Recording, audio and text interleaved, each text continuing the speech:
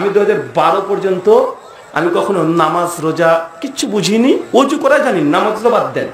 2010 অজু করা জানি, নামাজ বাদ দেন, অজু করা জানতাম না 12 সাল পর্যন্ত। 12 সালের আগের মুহূর্ত পর্যন্ত দুর্গা পূজা, লক্ষ্মী পূজা, কালী পূজা নিজে গিয়ে মণ্ডপে গিয়ে করেছি। যখন নরনারায়ণের সেবা হতো আর জলঙ্গি পুলিশ স্টেশনে, ওই সময় নরনারায়ণের সেবা থানাতে আমাদেরকে ডেকে নিয়ে যেত, মানুষ যারা আসবে তাদেরকে প্রসাদ বিতরণ করার জন্য। আমরা এখানে মণ্ডলী করেছি। 2010-এ জলঙ্গি হাই স্কুলে সরস্বতী পূজা হবে। সরস্বতী পূজা বুঝেন না ভাইজান? তো আমাদের মুসলিমদের কাছ থেকে সবাই টাকা নিয়েছে, স্কুল কমিটির টাকা নিয়েছে।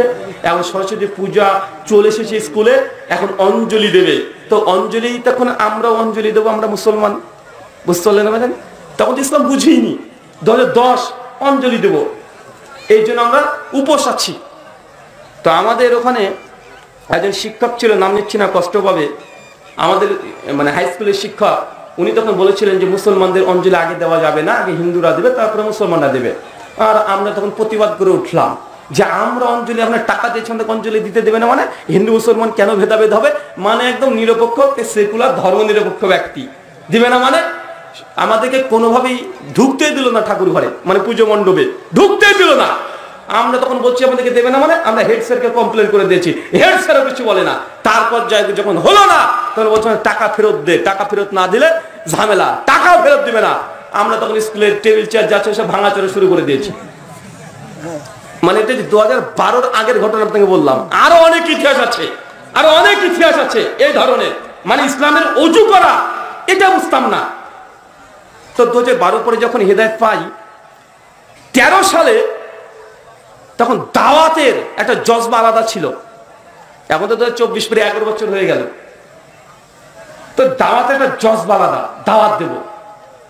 তো দেখলাম যে আল্লাহর নবী টার্গেট করতেন বড় বড় বোয়াল মাছগুলোকে, মানে বিভিন্ন দেশের যারা প্রধানমন্ত্রী আছে, ধরেন আজকের ভাষাতে বাদশাহ, রাজা, এদেরকে। তো আমি যেখানে বসবাস করি, আমার বাড়ি থেকে 2-3 কিলোমিটার মধ্যে নাহলে 20-40-এর উপরে মন্দির আছে। তো একটা বড় মন্দিরকে আমি টার্গেট করলাম যে দাওয়াত দেবো ঠাকুরকে। এটা আমার শখ। হঠাৎ করে কি মাথায় চলে আসলো যে ঠাকুরকে দাওয়াত দিব, আর এলাকার সবচেয়ে বড় মন্দির যেটা আছে ওই ঠাকুরকে দাওয়াত দেবো। ঠিক আজকে রাত্রে তো হঠাৎ করে মনে পড়লো, তার পরের দিন দুপুর বেলাতে বেরিয়ে গেলাম। জোহরের সালাত আদায় করলাম, আদায় করে সাইকেল নিয়ে ছুটলাম। মন্দিরের সামনে গিয়ে দাঁড়িয়ে আছে, তখন এত বড় দাঁড়িয়ে ছিল না, এই 2-2.5 ইঞ্চি দাঁড়িয়ে হবে তখন, এত বড়। আর টাকনার উপরে কাপড় আছে, জামা প্যান্ট পরে আছি, তো দাঁড়িয়ে আছি। ঠাকুরমশাইকে দেখছি, ঠাকুরমশাইকে দেখছি যে কি আবার ছেলেটা এখানে দাঁড়িয়ে কেন? মুসলমান দেখে বুঝতে পারছে। তো অনেকক্ষণ দেখার পরে 15-20 মিনিট পর ঠাকুরমশাই নিজে চলে এসেছেন, পণ্ডিতজি এসে, বাবা কিছু বলতে চাচ্ছ? আমি যে ঠাকুরমশাই আসলে আপনার সঙ্গে কিছু কথা বলতে চাই, যদি আপনি সময় দিতেন তাহলে কিছু কথা বলতাম। উনি তখন মানে আমাকে এড়িয়ে যেতে চাচ্ছেন। উনি তো বলছে, বাবা দেখো আজকে এখন ব্যস্ত আছি, সামনে শারদীয় উৎসব আছে, এখন কথা বলা সুযোগ হবে না। আজ তাহলে কবে আসবো? বলছে 2-3 দিন পরে এসো। আচ্ছা আচ্ছা, 2-3 দিন পরে আসবো। ঠিক 3 দিন পর আবার মন্দিরের সামনে দাঁড়িয়ে আছি। পাঁচিল আছে মন্দিরের, আমি পাঁচিলের এই সাইডে, উনি আছেন মন্দিরের ভেতরে। উনি আবার লক্ষ্য করছেন যে হ্যাঁ আমি চলে এসেছি। উনি অনেকক্ষণ পরে এসে বলছে, বাবা কিছু বলবো? বলছি তো আপনি 3 দিন পরে আসতে বলেছিলেন যে, ওই জন্য আসলাম। বলছে, বাবা কি বলতে চাই একটু দ্রুত বলো, কারণ দেখছো মুসলমান মন্দিরের সামনে দাঁড়িয়ে, রাস্তার ধারে মানুষ যাচ্ছে, সবাই তাকাচ্ছে, কি ব্যাপার মৌলবীর ঠাকুর এক জায়গায়, মানে এটা তো সচরাচর খুব কম হয়। তো যখন এরকম সিন হয়েছে, তো উনি তখন বলছেন যে, বাবা তুমি কি বলতে চাও বলো? আজ ঠাকুর সেটা সময় লাগবে, আমার একটু লম্বা সময় লাগবে। বলছে, বাবা অত সময় তো বের করা সম্ভব নয়। তখন আমি আবার চিন্তা করলাম যে এইভাবে ডাল গলবে না, ঘিউ উঠবে না, আঙ্গুলটাকে বাঁকাতে হবে। আমি তখন বললাম যে, দেখুন ঠাকুরমশাই, আমার বাবা প্রথমে হিন্দু ছিল, তারপর তিনি মুসলিম হয়েছেন। তা আমার জানার আগ্রহ, আমার বাবা কেন হিন্দু ধর্ম ত্যাগ করে দিয়ে তিনি ইসলাম গ্রহণ করলেন, এই জানার আগ্রহ নিয়ে সত্য অনুসরণ করতে আপনার কাছে আমি এসেছি, যদি একটু সময় দিতেন। উনি এই কথা শুনেছে, বাবা তাই নাকি? আচ্ছা জি হ্যাঁ। বলছে আসলে ভেতরে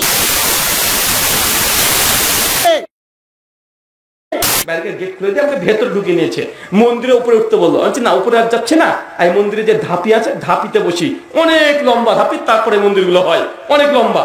তো আমি মোটামুটি ওই ধাপিতে এসে বসলাম। তারপর পরপর ধাপি বোঝেন না ভাই, সিঁড়ি, সিঁড়ি বোঝেন তো নাকি?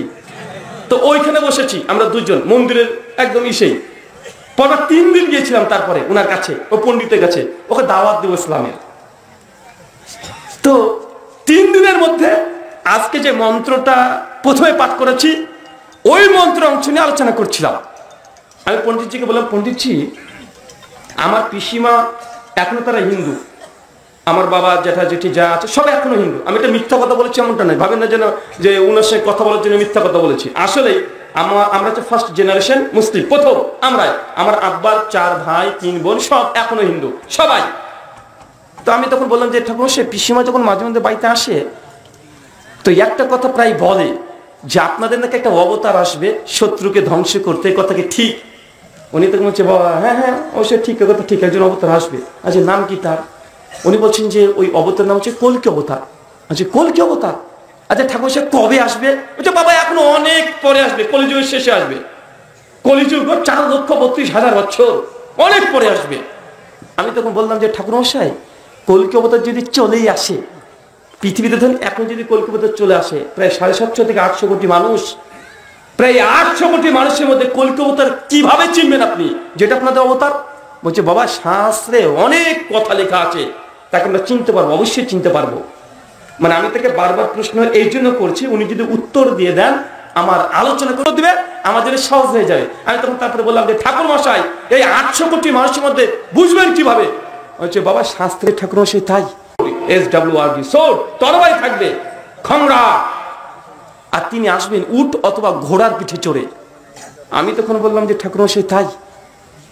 আচ্ছা কেন আসবেন? বলছে শত্রুকে ধ্বংস করতে।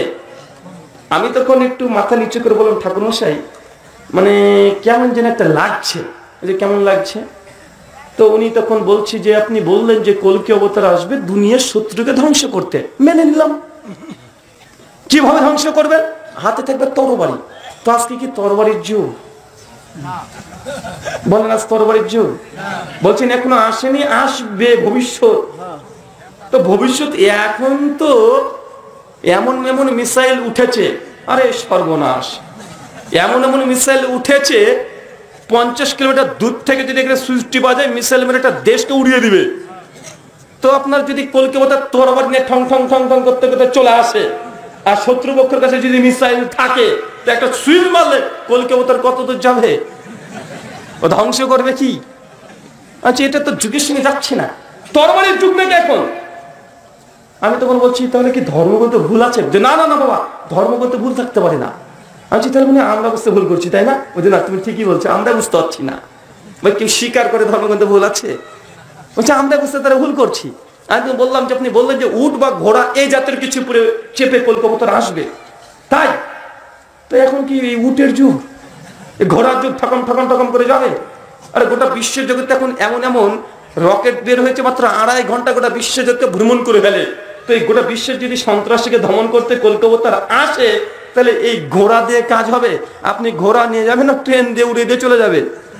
তো এটা তো যুগের সঙ্গে যায় না। এই ভবিষ্যৎবাণীগুলো দেখে মনে হচ্ছে যে এটা খুবই প্রথম ভবিষ্যৎবাণী।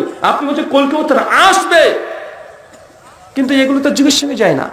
উনি তো বলছে দেখুন বাবা আসলে এই শাস্ত্রীয় বাক্যগুলোকে এই ওপর উপর দেখলে হবে না, অনেক গভীরে প্রবেশ করতে হবে। ওই যে রবিশঙ্কর ডাক্তার জাকির নাকি বলছিল না, 2.5 अक्षर প্রেম কে পরে সে পণ্ডিত হো। ডক্টর জাকির নায়েক সাহেব তিনি অনেক কথা বলেছেন, ওই যে বারবার ঘুরে ফিরে একই কথা, ওই ধরনেরই কথা। অনেক গভীরে প্রবেশ করতে হবে। ঠাকুর মশাই এই মন্ত্রের আমার কাছে একটা ব্যাখ্যা আছে, যদি শুনতে চান অভয় দেন তাহলে বলতে পারি। উনি তখন হচ্ছে বাবা কি ব্যাখ্যা তুমি বলো তাহলে। আচ্ছা আপনি বলছেন কলকি অবতার আসবে ভবিষ্যতে, আর আমার মনে হচ্ছে আপনাদের এই কলকি অবতার অলরেডি চলে এসেছে। চলে এসেছে মানে কে সে ব্যক্তি?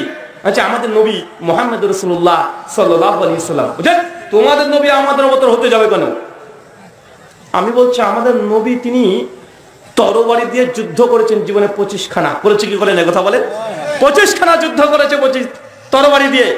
আমাদের নবী উটের পিঠে চড়ে তিনি যুদ্ধে অংশগ্রহণ করেছেন, হিজরত করেছেন, মক্কা টু মদিনা সব জায়গায় গিয়েছেন।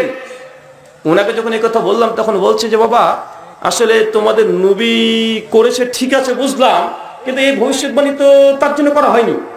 আমি তো বলছি দেখেন আপনার এই ধর্মীয় গ্রন্থকে যদি সত্য মেনে নিন তাহলে মানতে হবে যে এই ভবিষ্যৎবাণী আজ 1500 বছর পিছনে চলে যান, তবে এই ভবিষ্যৎবাণী পূর্ণ হতে পারে, নচেত পারে না। ভাই এখন তরবারির যুগ আসবে? কি মনে করছেন তরবারির যুগ আসবে? আর এখন তো এআই চলে এসেছে। এআই চলে এসেছে না ভাই? AI, artificial intelligence. আরে বাবা, এর তো মানে বাকি আর কিছু নেই। মানে এই যখন চলে এসেছে মানুষের হাতে হাতে, তখন বাকি আর কিছু নেই। মানে গোটা দুনিয়া মানে হাতের মুঠে সেকেন্ডের মধ্যে চলে আসে। ভাই চ্যাট জিপিটি আছে না ভাইজান?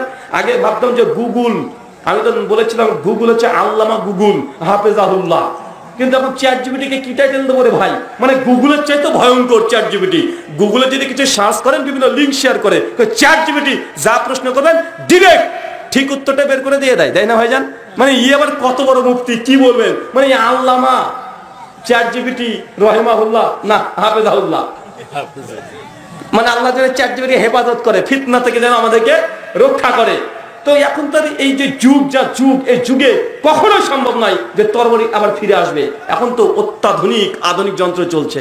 যেন এই কথা বললাম, ঠাকুরমশাই তখন বলছে না বাবা, এটা মানতে পারবো না যে আমাদের অবতার তোমাদের নবী হয়ে যাবে। আমি তখন বললাম যে ঠাকুরমশাই, এই কলকি অবতার নিয়ে বেশ কিছু আমার পড়াশোনা আছে, যদি জানতে চান বা অভয় দেন তো বলতে পারি। ওইটা ঠিক আছে বলো। তা আমি দেখলাম যে লোকটা আসলে পণ্ডিত অমুসলিম হলেও সে আমার কথা শুনতে চাচ্ছে। আমি তখন বললাম, শ্রীমদ্ ভাগবত গীতা অধ্যায় নম্বর 4 শ্লোক নম্বর 7 আর 8 দুটো মন্ত্র আছে। আমি মন্দিরে বসে আছি, মন্দিরে বসে আমি মন্ত্রটা পাঠ করছি। শ্লোক গীতা, গীতা বলছে यदा यदा हि धर्मस्य ग्लानिर्भवति भारत अभ्युत्थानं धर्मस्य तदात्मानं सृजाम्यहं परित्राणाय साधूनां विनाशाय दुष्कृतं धर्म संस्थापनार्थाय সম্ভাবমি যুগে যুগে। কৃষ্ণ বলছেন যখন ধর্মের মধ্যে অধর্ম নেমে আসবে, মানুষ পাপ অন্যায় অত্যাচারের মধ্যে নিমজ্জিত হয়ে যাবে, ওই সময় স্বয়ং স্রষ্টা একজন অবতার পাঠান। কেন? পরিত্রাণায় সাধুনাং, ভালো মানুষকে রক্ষা করতে, বিনাশায় দুষ্কৃতাম, খারাপকে ধ্বংস করতে, ধর্ম সংস্থাপনার্থায়, আর ধর্মকে প্রতিষ্ঠা করতে, সম্ভাবমি যুগে যুগে, ঈশ্বর প্রত্যেক যুগে একজন অবতার পাঠায়। তার মানে বোঝা গেল অবতার কেন আসে? ধর্মকে প্রতিষ্ঠা করতে, শিরক বিদআতকে উৎখাত করতে। এটা গীতার মধ্যেও স্পষ্ট লেখা আছে। শুধু আছে সংস্কৃতিতে, যদি আমরা এটা অনুবাদ করি ইসলামিক টার্মস দিয়ে, অনুবাদ এটাই হবে যে শিরক বিদআতকে উচ্ছেদ করতে, ধর্মকে প্রতিষ্ঠা করতে আল্লাহ যুগে যুগে নবী রাসূলকে প্রেরণ করেন। আমি যখন এই মন্ত্র পাঠ করেছি আর মন্দিরে বসে আলোচনা করছি, পাশে দেখছি মন্দিরে অনেকগুলো গ্রামের মেয়েগুলো উঠে বসে আছে, অনেকগুলো মেয়ে, মানে সব কাকিমা, মানে বয়স্ক সব এসে বসে আছে। আমরা বসে আলোচনা করছি, ওর মন্দির ওই চারিদিকে গোল হয়ে ঘিরে আছে। আল্লাহি, আল্লাহ কসম করে বলছি, মিথ্যা বলছি না। তা আমি যখন মন্ত্র পাঠ করছি আর তারা মন দিয়ে শুনছে, তো মহিলাগুলো পাশে এসে গল্প করে বলছে, এ পণ্ডিতজির বাড়ি কোথায়? মানে মন্দিরের যিনি পুরোহিত তাকে জিজ্ঞেস, এই পণ্ডিতজির বাড়ি কোথায়? যখন এই কথা বলেছে তখন ওই পণ্ডিত মশাই তখন বলছে যে ইনি আসলে পণ্ডিত না, ইনি ঠাকুর নয়, ইনি একজন মুসলমান। উনারা তখন অবাক, বলে কিরে মুসলমান মানে? এরকম করে মন্ত্রপাঠ করছে, অনেক আলোচনা। আমি ঠাকুর মশাইকে বললাম যে ঠাকুর মশাই, কল্কি পুরাণ 2য় অধ্যায় মন্ত্র 4 যে কল্কি অবতার আসার কথা বলছে, মন্ত্র তো বলছে চতুর্বিভাতৃভীর এবং কালিস্বামী কালিকায়ম। এই কল্কি অবতারের 4 জন বন্ধু থাকবে, ভাতৃভীদ এবং 4 জন ভাই থাকবে, কালিস্বামী কালিকায়ম, যারা শত্রুকে ধ্বংস করতে সহযোগিতা করবে। আমি 4 জন কার কথা বলছে? হযরত আবু বকর, ওমর, ওসমান, আলী, 4 খলিফার কথা বলছে। আপনার কল্কি পুরাণে এটাই লেখা আছে। উনি তখন বলছে, বাবা এই 4 খলিফার নাম আমরা জানি। কেন? ইতিহাস বই কমপক্ষে হলে পড়েছে। আমি তো বলছি যে কল্কি অবতারের বাবার নাম, মায়ের নাম, তার জন্মস্থান 3টেই শাস্ত্রের মধ্যে মজুদ আছে। ভাগবত পুরাণ অধ্যায় 12 শ্লোক 18 থেকে 20 পর বলা হয়েছে, সম্বালা বিষ্ণু যশস্য গৃহ পদুর্ভাব মহাম সুমাতান মাতার বিভকন্যা দায়িনী তার নির্দেশাত। কল্কি অবতার জন্মগ্রহণ করবেন শাম্বালা শহরে, বিষ্ণু যশস্য গৃহ, বিষ্ণু যশার গৃহে, সুমাতাং মাতারি, তার মায়ের নাম সুমতি। কয়টা জিনিস পেয়েছি বলেন তো? বাবার নাম, মায়ের নাম, জন্মস্থান। আমি তখন ঠাকুরজিকে বললাম, যেখানে বলছে শাম্বালা শহরে, তো শাম্বালা শহর কোনটা? শাম্বালা মানে কি? সাম্বাতে সংস্কৃত শব্দ, বাংলা মানে করলে কি হবে? শান্তিতে পরিপূর্ণ একটা জায়গা বা স্থান। আরবি করেন দারুল আমান, সূরা ৩ আয়াত নম্বর ৪ এবং ৫ আল্লাহ বলছেন ওয়াহাজাল বালাদিল আমিন, শান্তি নগরীর কসম, মক্কা হচ্ছে শান্তিতে পরিপূর্ণ জায়গা। সংস্কৃত করেন শাম্বালা। বিষ্ণু যশস্ব গৃহ, তার বাবার নাম হয় বিষ্ণু যশা। বিষ্ণু যশা মানে বিষ্ণু মানে ঈশ্বর, যশা ইয়াস থেকে মানে দাস, মানে ঈশ্বরের দাসের ঘরে তার জন্মগ্রহণ হবে। আমাদের নবীর পিতার নাম কি বলেন তো চিৎকার মেরে? আব্দুল্লাহ। আব্দুল্লাহ মানে আল্লাহর গোলাম, আল্লাহর দাস। সংস্কৃত বলছে বিষ্ণু যশা, আরবি করেন আব্দুল্লাহ। আমি যখন এই কথা বলেছি ঠাকুর মশাই দেখছি উনি আর কোনো কথা বলছেন না। আরে ঠাকুর মশাই আপনার কি মনে হচ্ছে এই যে ভবিষ্যৎবাণীর শাস্ত্রে বলছে প্রত্যেকটা ভবিষ্যৎবাণী তো আমাদের নবীর সঙ্গে মিলে যায়? উনি তখন বলছেন যে বাবা তোমার কথা যুক্তি আছে। উনি এখন ঈশ্বর করছেন, অস্বীকার করছেন না, তোমার কথা যুক্তি আছে। এই শাস্ত্র গভীরভাবে আমাদেরকে দেখতে হবে। তারপরে বলছে বাবার নাম হলো, মায়ের নাম বলছে সুমাতান মাতারি বিভোগ, তার মায়ের নাম হলো সুমতি। সুমতি মানে শান্তিময়, অচঞ্চল। ভাই বলেন তো আমাদের নবীর মায়ের নাম কি ছিল? আমিনা। বাংলা মানে শান্তিময়, অচঞ্চল। দেখেন বাবার নাম বিষ্ণু যশা, আরবি আব্দুল্লাহ, মায়ের নাম সুমতি, আরবি আমিনা, জন্মস্থান শাম্বালা, আরবি দারুল আমান মক্কা। তিনটে বেড়ে গিয়েছে কি যায় নাই? আমি যখন এই সমস্ত গুলোর দীর্ঘ আলোচনা যখন প্রায় শেষ লগ্নে, উনি তখন বলছে বাবা ধরে নিলাম যে তোমাদের নবীর ব্যাপারেই বলছে, তো এত আরবি সংস্কৃত বাংলা না করে তোমার নবীর নামটা যদি ডাইরেক্ট আমাদের শাস্ত্রে থাকতো তাহলে তো আমরা হিন্দু সনাতনের সবাই তোমাদের নবীকে অবতার হিসেবে মেনে নিতাম। আমি তখন বললাম যে ঠাকুরমশাই আপনার কাছে কোনো শাস্ত্র আছে মন্দিরে? বলছে জি আছে, ভাগবত পুরাণটা আছে। আচ্ছা যান নিয়ে আসেন। উনি মন্দির থেকে ভাগবত পুরাণটা নিয়ে আসলেন। দেখছি যে ভাগবত পুরাণ এত মোটা, গীতা প্রেসের সম্ভবত ছাপানো ছিল, তো কমপক্ষে আমার মনে হলো 1950-এর পরে ছাপানো, একদম হালকা ওয়েট। বইটার দাম মনে হয় প্রিন্ট আমি ভালো করে লক্ষ্য করে দেখলাম যে 2 টাকা কি 1.5 টাকা এরকম দাম, মানে 50 বছর আগেকার। 2000 যদি 12-13 হয় প্রায় 60 বছর আগেকার। আমি তখন বললাম যে ঠাকুরমশাই এই ভাগবত পুরাণের 2য় অধ্যায় মন্ত্র সংখ্যা 76, যেটা গীতা প্রেস আছে, পদ্ম পুরাণ থেকে শ্লোকটাকে নেওয়া হয়েছে, ওটা একটু দেখেন তো কি লেখা আছে। 2য় অধ্যায় মন্ত্র 76। উনি তখন সঙ্গে সঙ্গে নিয়ে ভাগবত পুরাণটাকে এইভাবে তিনি খুলছেন, 2য় অধ্যায় মন্ত্র 76, 2য় অধ্যায় মন্ত্র 76 খুলে তিনি ধরে আছেন। আমি তখন একটু পরে বলছি ঠাকুরমশাই পেয়েছেন মন্ত্রটা? উনি কোনো কথা বলেন না। আবার একটুবার বলি যে ঠাকুরমশাই মন্ত্র পেয়েছেন? উনি কিছু বলছেন না। আবার বলেন ঠাকুরমশাই যদি না পান আমাকে দেন, আমি বের করে দিচ্ছি। উনি তখন বলছেন যে রুহুল ভাই এই মন্ত্রটি এখানে ছিল, আমি এতদিন ধরে দেখতে পেলাম না।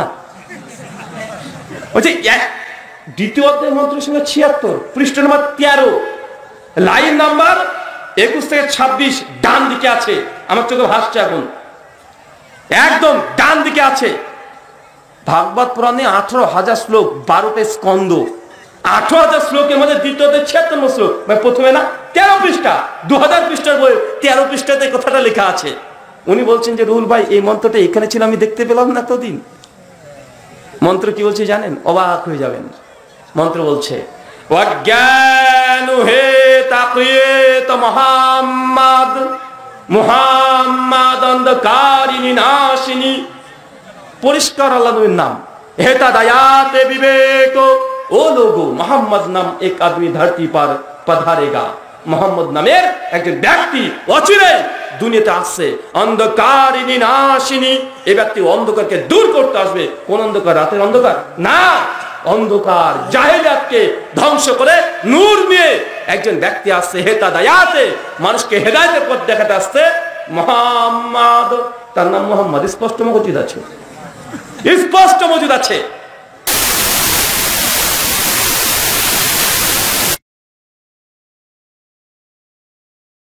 আমারও দাওয়াতের জজবা বেড়ে গেছে, আমিও চাচ্ছি যে আরো বলি উনাকে। আমি তো ভবিষ্য পুরাণ থেকে এটা দেখাচ্ছি, লিঙ্গচ্ছেদ আশিকাহী নামাসুস্তি ধার নিষেধা উচ্চলাপি সর্বভোক্ষী ভবিষ্যতে যেন মামা। এই ব্যক্তির থাকবে লিঙ্গচ্ছেদন করা। বাংলা বলবো নাকি? শিকাহী নামা, তার পেছনে জল টিকা থাকবে না। বৈষ্ণব ঠাকুরের দেয় না জল টিকা পেছনে? উচ্চলাপি, উচ্চ স্বরে আহ্বান করবে আল্লাহু আকবার, আল্লাহ আজান। সর্বভোক্ষী, সমস্ত কিছু খাবে, শুকরের মাংস খাবে না। পঞ্চগর্ভ সমান্বিতাহা, সে যখন পবিত্রতা অর্জন করবে পঞ্চগব্য দিয়ে, পঞ্চগব্য মানে আসলে গরু 5টা উপাদানকে তারা বোঝায়, মানে এক কথায় পবিত্র জিনিস দিয়ে সে পবিত্রতা অর্জন করবে। ওজুর কথা বলছে। মুহাম্মাদ ইতি খ্যাতা, সে ব্যক্তি মোহাম্মদ নামে গোটা বিশ্বে তার পরিচয় লাভ করবে। মরুস্থলা নিবাসী নাম, সে ব্যক্তি মরুভূমি থেকে আসবে। এত স্মৃণ তারে আচার নিয়ে সমানিতাহা, ওই ব্যক্তি আসবে ভারতের বাইরে থেকে, ফরেনার ম্লেচ্ছা ভারতের বাইরে যা থাকে তাদেরকে বলছে এত স্মৃণ তারে ম্লেচ্ছা আচার্য মানে শিক্ষক রূপে তিনি আসবেন। মহাসাম শিক্ষক না, কমপক্ষে 100 খানা ভবিষ্যৎবাণী সনাতন শাস্ত্রে মজুদ আছে, জল জল করছে। আমি যখন সবগুলো দেখালাম, উনি মানে আমি বুঝতে পারছি যে উনার হৃদয় পরিষ্কার, সত্য গ্রহণ করে নিয়েছে। আমি সেদিন কিছু না বলে আমি চলে এসেছি, আসলে ওয়াক চলে আসলো, আমি তোকে সঙ্গে সঙ্গে বললাম যে আয়োজন করছি, চলে যাই। আমি সঙ্গে সঙ্গে চলে আসলাম। ঠিক 3 দিন কি 7 দিন এরকম কিছু হবে।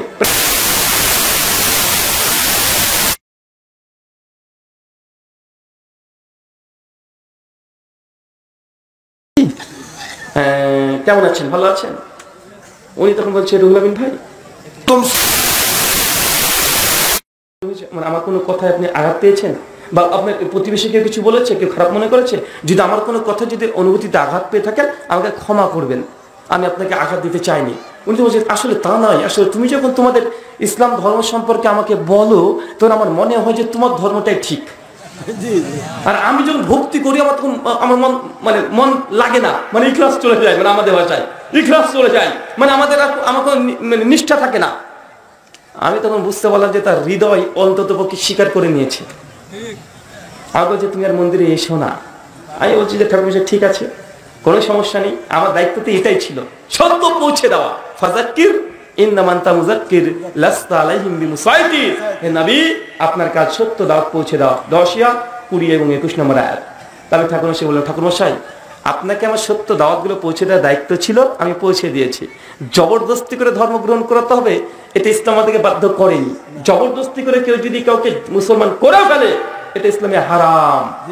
লা ইকরাহা ফিদ্দীন, দিন ইসলামে কোনো জবরদস্তি নেই। সূরা বাকারা আয়াত নম্বর 256, লাকুম দীনুকুম ওয়ালিয়া দীন, তুমি তোমার কর্মফল পেয়ে যাবে, আমি আমার কর্মফল আমি পেয়ে যাব। সূরা কাফিরুন আয়াত নম্বর 6 এবং 7। অতএব আমার দায়িত্ব শেষ, আপনার যা মন চাই আপনি তাই করতে পারেন। কুলিল হাক্কু মির রাব্বিকুম ফামান শাআ ফালইউমিন, সত্য রবের পক্ষ থেকে আসে, যার ইচ্ছা গ্রহণ করবে সফল কাম, গ্রহণ করবেন না আপনি পরকালে ক্ষতিগ্রস্ত হবেন। উনি তখন বলছেন ঠিক আছে বাবা, তাই বলে তিনি ফোনটা রেখে দিলেন। তারপরে মোটামুটি মানে 2-3 বছর তার সঙ্গে আমার রাস্তায় দেখা হতো, মানে একই রাস্তায় যাওয়া আসা, যেতাম ঠাকুরমশাই দেখালো, দূর থেকে বলতেন ঠাকুরমশাই কেমন আছেন, আর উনি বলতেন হ্যাঁ হরে কৃষ্ণা। এই হরে কৃষ্ণ বলে হাত থেকে উঁচু করে দিল, আমি একবার হাত থেকে উঁচু করে দিলাম, উনি চলে গেলেন, আমি চলে গেলাম, আর পরে আর কোনো কথা হয়নি। ইদানিং আর দেখতে পাই না, সমাজের মন্দিরে মনে তিনি আর দায়িত্বশীল অনুযায়ী চলে গেছেন। তো আমি এই আলোচনা থেকে তাকে যেটা বোঝানোর চেষ্টা করেছিলাম, জান্নাত যদি কোনো সনাতনী হিন্দুরা যদি যেতে চায় নবীর আনুগত্য ছাড়া জান্নাত যেতে পারবে না। কেন বলেন তো? আমরা যেমন বিশ্বাস করি 1,24,000, যদিও সনদের দুর্বলতা আছে, মিশকাত 5337 নম্বর হাদিস, শেখ আলবানী হাসান বলেছেন কিন্তু হাদিস মান আসলে যায়িফ। শেখ শোয়েব আরনাউত, ইমাম হাজার আসকানি, ইমাম জাওজি সব হাদিসকে দুর্বল বলেছে। তারপরে যে ধরে নিই 1,24,000 নবীর ইসলাম আমরা বিশ্বাস করি না ভাইজান? করি। হিন্দুরা বিশ্বাস করে 10 জন অবতার। কয়জন অবতার? 10 জন অবতার। সর্বশেষ অবতারের নাম কি? কল্কি। একে যদি আনুগত্য না করেন আপনি জান্নাত যেতে পারবেন না, এটা হিন্দুদের বিশ্বাস, তাদের থিওলজি। তো আমি যেটা দেখি তাদের মানে শাস্ত্রগুলো পড়ে যে এই ব্যক্তি অন্য কেউ না, এটা মুহাম্মদ রাসূলুল্লাহ সাল্লাল্লাহু আলাইহি ওয়াসাল্লামের কথাই বলেছে। তো হিন্দুরা যদি জান্নাত যেতে চায়, স্বর্গ যেতে চায়, মোক্ষ বৈকুণ্ঠ ধামে যদি যেতে চায়, কার আনুগত্য করতে হবে? কার বলেন? একজন ব্যক্তি মুহাম্মদ সাল্লাল্লাহু আলাইহি ওয়াসাল্লাম, তার আনুগত্য ছাড়া কোনো অমুসলিম জান্নাত যেতে পারবে না। বাইবেলের কথা কোনো বাদই দিলাম। ইহুদি ধর্মগ্রন্থ আলহামদুলিল্লাহ আমার একটা ডিবেট আছে, ইউটিউবে চলে যাবেন, বাংলাতে লিখবেন brother Rahul Hossain versus Partha Das Gupta, debate মুসলিম বনাম খ্রিস্টান, মোহাম্মদ সাল্লাল্লাহু ভবিষ্যৎবাণী। একটা 3 ঘন্টা ডিবেট আছেন খ্রিস্টান পণ্ডিতের সঙ্গে। কে কে দেখেছেন হাত তোলেন তো দেখি। দেখেছেন না? মাশাআল্লাহ। দেখবেন ওই খ্রিস্টান ও দাবি করেছিল যে আল্লাহর নবীর ভবিষ্যৎবাণী তাদের বাইবেলে নাকি নাই। আমি বলেছিলাম আছে। এই জন্য বাইবেলের যে মূল ভাষা, কুই ভাষা বলেন তো ভাইজান? কি ভাষা? হিব্রু। আমি হিব্রু সে সময় জানতাম না। তো যখন ডিবেট হবে তখন আল্লাহ নবীর যে ভবিষ্যৎবাণী হিব্রু বাইবেল আছে, ইংলিশ বাইবেলে খুঁজলে আপনি সেগুলো পাবেন না। কেন? ইংলিশে ট্রান্সলেশন করে ফেলেছে। আমি ওই শেখার জন্য, মানে ডিবেটের জন্য আমি হিব্রু ভাষা প্রায় 2.5 থেকে 3 মাস ধরে আমি চর্চা করে অন্তত রিডিং পড়া শিখেছিলাম, যে হিব্রু, যেটা আল্লাহ নবীর ভবিষ্যৎবাণী আমি হিব্রু বাইবেল থেকে বের করে দেখাতে পারি। সেই সময় 39,000 টাকা খরচ করে লন্ডন থেকে হিব্রু মূল টেক্সট হিব্রু বাইবেল থেকে কিনে এনেছিলাম, একটা বই 39,000। Song of Salman chapter 5 verse 16 Hebrew তো আল্লাহ নবীর নামটা স্পষ্ট মজুদ আছে, হিক্কো মামতাকিম ওয়া কুল্লু মুহাম্মাদিন জেহদুদি ওয়া জেহরাই বেনাত ইরুশালিম। হিক্কো মামতাকিম ওয়া কুল্লু মুহাম্মাদিন জেহদুদি ওয়া জেহরাই বেনাত ইরুশালিম। হে বনি ইসরাইল তোমরা শোনো, ওয়াচির একজন ব্যক্তি আসছে, সে অনেক মিষ্টি ভাষী, তার নাম মুহাম্মাদিন, তার নাম মুহাম্মদ। স্পষ্ট হিব্রু বাইবেলে লেখা আছে। এখনো দেখবেন দীর্ঘ 3 ঘন্টার আলোচনা খ্রিস্টানদের গির্জাতে গিয়ে, ওটা তাদের গির্জাতে, এটা যেমন হিন্দুদের মন্দিরে, আর এটা ডাইরেক্ট তাদের গির্জার মধ্যে 3 ঘন্টা আলোচনা ডিবেট করে প্রমাণ করা হয়েছে যে বাইবেলের মধ্যে মুহাম্মদ সাল্লাল্লাহু আলাইহি ওয়াসাল্লাম মানুষ হলেই তাকে আনুগত্য করতে হবে একজন ব্যক্তি, তার নাম মুহাম্মদ সাল্লাল্লাহু আলাইহি ওয়াসাল্লাম। সম্মানিত সুধী, গোটা বিশ্ব জগতে অনুসরণ বা অনুকরণ করার মতো অনেক মানুষ আছে না ভাইজান? অনেক মানুষ আছে। একজন হিন্দু পণ্ডিতকে জিজ্ঞাসা করেন জান্নাত কিভাবে যাবেন, বলে শ্রীকৃষ্ণ বা রামচন্দ্র এদের আনুগত্য অনুসরণ করি। যারা খ্রিস্ট ধর্মের অনুসারী তাদেরকে জিজ্ঞাসা করেন যে স্বর্গ বা জান্নাত যাওয়ার মাধ্যম কি, তারা বলবে যে জিজাস ক্রাইস্ট, তার আনুগত্য তার অনুসরণের মধ্যেই স্বর্গ পাওয়া যায়, জান্নাত পাওয়া যায়। যে কোনো মানুষ যে ধর্মে মানুষ না কেন, একটা আদর্শবান ব্যক্তিকে তারা আনুগত্য অনুকরণ করেই তারা স্বর্গে যাওয়ার চেষ্টা করে।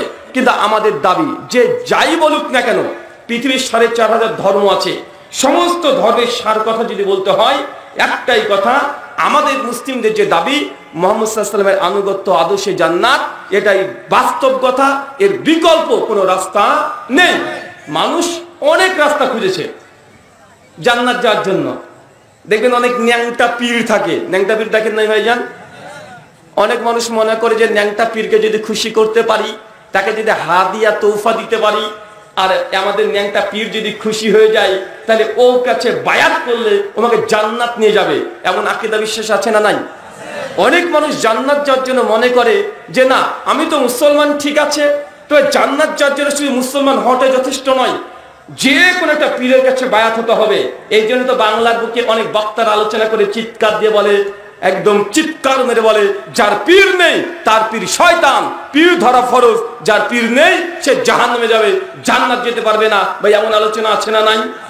তবে মানুষ মনে করছে যে শুধু ইসলাম এবং প্রফেট মুহাম্মদ সাল্লাল্লাহু আলাইহি ওয়াসাল্লামের আনুগত্যটাই যথেষ্ট নয়, এই আনুগত্যর বাইরেও অনেক পীর সাহেব আছে যারা মানুষকে জান্নাত নিয়ে যেতে পারে। হতে পারে সেটা ন্যাংটা বাবা বা অন্য কোনো বাবা হতে পারে, তো তারপরে মানুষ জান্নাত যাওয়ার জন্য তাদেরকে অনুকরণ করে থাকে। খ্রিস্টানদের মধ্যেও এমনই আছে, হিন্দুদের মধ্যে এমন আছে। তো অন্য অন্য ধর্মের সঙ্গে ইসলামের মৌলিক পার্থক্য কি আপনাকে বুঝতে হবে। আমরা আনুগত্য মানে কি বুঝি, হয়তো রাসূলের অনুসরণ মানে কি বুঝি? আমরা রাসূলের অনুসরণ মানে বুঝি 12ই রবিউল আউয়াল আসলেই চিৎকার মেরে আমাদেরকে বলতে হবে নবীজির আগমন, শুভেচ্ছা, স্বাগতম, নবীর জন্মদিবস পালন করতে হবে, ঈদে মিলাদুন নবী পালন করতে হবে। ভাই আমরা এগুলোই তো মনে করি, তাই না ভাইজান? অধিকাংশ বাংলাদেশি বলেন আর ভারত উপমহাদেশের মানুষগুলো মনে করে নবীকে ভালোবাসলেই জান্নাত পাওয়া যায়। ভাই এমন বিশ্বাস আছে না নাই? যে নবীকে ভালোবাসলেই আনুগত্য করার কোনো মূল্য তাদের কাছে গুরুত্ব নেই, শুধু মনে করে নবীকে ভালোবাসবো আমি, জান্নাত আমার জন্য যথেষ্ট হয়ে যাবে। অথচ ইসলামী শিক্ষা এমনটা নয়। ইসলামী শিক্ষা হচ্ছে এইটা, আল্লাহ সুবহানাহু ওয়া তাআলা কোরআনুল কারীমে বলছেন, ইয়া আইয়ুহাল্লাযীনা আমানু, হে বিশ্বাসীগণ, আতিউল্লাহ, আল্লাহর আনুগত্য করো, ওয়া আতি রাসূল, রাসূলের অনুসরণ করো, ওয়ালা তুবতিলু আমালাকুম, অন্যথায় তোমাদের আমলগুলোকে বাতিল করো না। সূরা মুহাম্মদ আয়াত নাম্বার 33।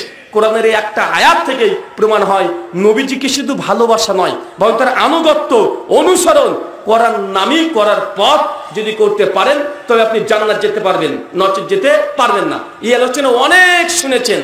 আর কোরআনের একটা আয়াত দিয়েই মুসলিমদেরকে বোঝানো সম্ভব, মুসলিমরা মানতে বাধ্য, কিন্তু যদি অমুসলিম হয়, আমরা মুসলিম গোটা বিশ্বে যেতে কত কোটি আছি? কথা বলেন। গোটা বিশ্বে যেতে মুসলিম কতগুলো আছি আমরা? 180 কোটি। গোটা বিশ্ব জগতে মুসলিমের সংখ্যা 180 কোটি। আর মানুষের সংখ্যা কত কোটি? 800 কোটি। 800 কোটি। আর গোটা বিশ্বে ধর্মের সংখ্যা কত? 4,500। তার মানে বুঝতে পারছেন যে এতগুলো ধর্ম, সবাই নিজে নিজে দাবি করে যে আমরা এই হকের উপরে আছি, আমাদের ধর্মটাই সঠিক, মানুষ দাবি করছে। আর কোরআন আল্লাহ কথা নকল করে দিয়েছেন। সূরা বাকারা সূরা নম্বর 2 আয়াত নম্বর 11 আল্লাহ ইহুদিদের দাবি, তাদের আকীদা আল্লাহ কোরআনে মাজিদে শেয়ার করছেন। বলছেন ক্বালু, ইহুদি এবং খ্রিস্টান তারা বলে থাকে, লা ইয়াদখুলুল জান্নাতা ইল্লা মান কানা ইয়াহুদান ওয়া নাসারা। ইহুদি এবং খ্রিস্টান তারা বলে এই দুনিয়াতে 800 কোটি মানুষের কেউ জান্নাত যাবে না, কেউ যাবে না, শুধুমাত্র আমরা ইহুদি এবং খ্রিস্টান ছাড়া। কাদের দাবি? কথা বলেন। ইহুদিদের দাবি। তারা বলছে, কোরআন আল্লাহ নকল করে দিচ্ছে যে দুনিয়ার কোনো মানুষ স্বর্গে যেতে পারবে না, জান্নাত যেতে পারবে না। এই কথা আল্লাহ কোরআনে নকল করে দিলেন। আর আল্লাহ তারপরে আল্লাহ নবীকে আয়াতের শেষ অংশে জবাব দিয়ে বলছে, তিলকা আমানিয়াহুম, হে নবী আপনি তাদেরকে বলে দেন এটা তাদের ভ্রান্ত আশা, ভুল একটা ধারণা নিয়ে তারা পৃথিবীতে এই দাবিগুলো করছে। কুল, হে নবী তাদেরকে বলে দেন, হাতু বুরহানাকুম ইন কুনতুম সাদিকিন, যদি তোমরা তোমাদের দাবিতে সত্যবাদী হয়ে থাকো তাহলে প্রমাণ পেশ করো যে তোমরা জান্নাত যাবে। মানে ইহুদিদের দাবি তারাই জান্নাত যাবে, দুনিয়ার কোনো মানুষ জান্নাত যেতে পারবে না। একই কথা গীতাতে আছে, শ্রীমদ্ ভাগবত গীতা অধ্যায় নাম্বার 7 শ্লোক নম্বর 14 এবং 15, দুটো শ্লোক শ্রীকৃষ্ণ বলছে। কি বলছে দেখেন, দেবী হিয়েসা গুণামায়ী মায়া মায়া দুরাত্তয়াঃ মামেব প্রপদ্যন্তে মায়ামেতাং তরন্তিতে নমাং দুষ্কৃতিনাং মূঢ়াঃ প্রপদ্যন্তে নরাধমাঃ মায়া প্রভূত জ্ঞানাঃ অসুরাং ভাবায় স্মৃতাঃ। কি বুঝলেন? আমি তো আপনার এলাকায় নতুন নয়, সম্ভাব্য 4 বছর আগে একবার এসেছিলাম, তাই না ভাইজান? 2020 না 21-এ? 2020-21 অনেক সময় তো করোনার পরে এসেছিলাম। করোনার পরে হচ্ছে না ভাইজান? করোনার মধ্যে। আচ্ছা, ওই সময় তো এসেছি, মনে পড়ছে। অনেকজনের সঙ্গে পরিচয় আছে, ফেস দেখে বোঝা যাচ্ছে। তো আমি তো আসলে যখন প্রোগ্রাম কে কখন নেয় এটা আমি বুঝি না। আমাদের আবু আসি ভাই আছে, উনি প্রোগ্রামগুলো সেট করেন। যখন বাংলাদেশে আসি খাতা দেখি, দেখার পরে যখন প্রবেশ করি তখন বুঝতে পারি যে এই এলাকায় এসেছি কি আসিনি, কারণ তাদের আমার সঙ্গে তো কমিটির সরাসরি কথা বলা সম্ভব হয় না। এই শ্লোকে শ্রীকৃষ্ণের দাবি, শ্রীকৃষ্ণ বলছেন যিনি তাকে ভগবান হিসেবে বিশ্বাস করে না, যিনি শ্রীকৃষ্ণকে ভগবান হিসেবে বিশ্বাস করে না, শ্রীকৃষ্ণ দাবি করে বলছে আসুরাং ভাবা স্মৃতাঃ, এরা হচ্ছে অসুর স্বভাবের। মানে আমরা মুসলমানরা শ্রীকৃষ্ণকে ভগবান বিশ্বাস করি না, পরোক্ষভাবে আমাদেরকে কি বলছে? অসুর। নারাধামাঃ, এরা মানুষের মধ্যে সবচেয়ে নিকৃষ্ট, আমাদেরকে এই কথা বলছে। এই জন্য আমি বলেছিলাম কোরআনুল কারীমে আল্লাহ সুবহানাহু ওয়া তাআলা মুশরিকদের প্রসঙ্গে বলেছিল শাররুল বারিয়া, এটা হচ্ছে সৃষ্টির নিকৃষ্ট। অনেক নাস্তিক অভিযোগ করে বলে যে কেন মুশরিক যারা মূর্তি পূজা করে তাদেরকে বলা হয় শাররুল বারিয়া, সৃষ্টির নিকৃষ্ট। আমি তাদেরকে বলেছিলাম একটা পর্যায়ে, ভাইজান তাদেরই ধর্মগ্রন্থে লেখা আছে যে শ্রীকৃষ্ণকে বিশ্বাস করে না তারা হচ্ছে সৃষ্টির নিকৃষ্ট। তো গীতা একই কথা বলছে, তো কোরআনের উপরে বারবার অভিযোগ করে কি করে না? কথা বলেন। কোরআনের উপরে অভিযোগ করে, কিন্তু গীতার উপরে কোন নাস্তিককে দেখবেন না যে তারা অভিযোগ করছে। শ্রীকৃষ্ণর দাবি তার আনুগত্য করতে হবে, নচেত স্বর্গ যাওয়া যাবে না। ইহুদি খ্রিস্টান তারাও বলছে যে তাদের ইহুদি এবং খ্রিস্টান ধর্ম না মানলে জান্নাত যাওয়া যাবে না। আমরা মুসলমানরা দাবি করছি মুহাম্মদ রাসূলুল্লাহ সাল্লাল্লাহু আলাইহি সাল্লামের আনুগত্য না করলে কোন ব্যক্তি জান্নাত যাবে না। দাবি তো সবাই করছে, এখন কোনটা সঠিক এটা আমাদেরকে বের করতে হবে, কি হবে না? কারণ এটা তোমার বাবার সম্পত্তি না যে 4 কাঠা কেউ আমাকে জোর করে নিয়ে নিল আমি ঝামেলা করব না, এমনটা তো নয়। এটা দুনিয়ার কোনো জিনিস তো নয়, এটা মৃত্যু প্রত্যেক মানুষের হবে। আর মৃত্যুর পর আমাদেরকে পুনরুত্থিত হতে হবে। এখন আমরা যদি সত্যি মুসলিমরা ভুলের মধ্যে থাকি, যদি কেউ অভিযোগ করে, তো আমাদেরকে আমাদের সত্যতা, ইসলামের যে সত্য, এটা প্রমাণ করতে হবে কি হবে না? হবে কি হবে না? গোটা বিশ্ব জগতে আজকে ইসলাম ধর্মের উপরে মুহাম্মদ সাল্লাল্লাহু আলাইহি ওয়াসাল্লামের বিরুদ্ধে যত সমালোচনা করা হয়, পৃথিবীর এমন কোন ধর্ম নাই যে সেই ধর্ম প্রসঙ্গে এত সমালোচনা করা হয়। আজ পর্যন্ত দেখেছেন? একজনও দেখবেন না। সবার টার্গেট একটাই, মুসলিম। আছে না নাই? আছে না নাই? ইহুদিরা মুসলিমদেরকে টার্গেট, খ্রিস্টানরা মুসলিমদের টার্গেট, নাস্তিকরা মুসলিমদেরকে টার্গেট, ফেমিনিজম মুসলিম, যা বলবেন সবার একটাই টার্গেট, মুসলিমদেরকে। কেন? কারণ তারা খুব ভালোভাবে জানে ইসলাম এমন একটা ধর্ম যে ধর্মটা নিজে নিজে চলতে পারে, কারণ সাহায্য লাগে না। কারণ সাহায্য লাগে? কারণ সাহায্য লাগে।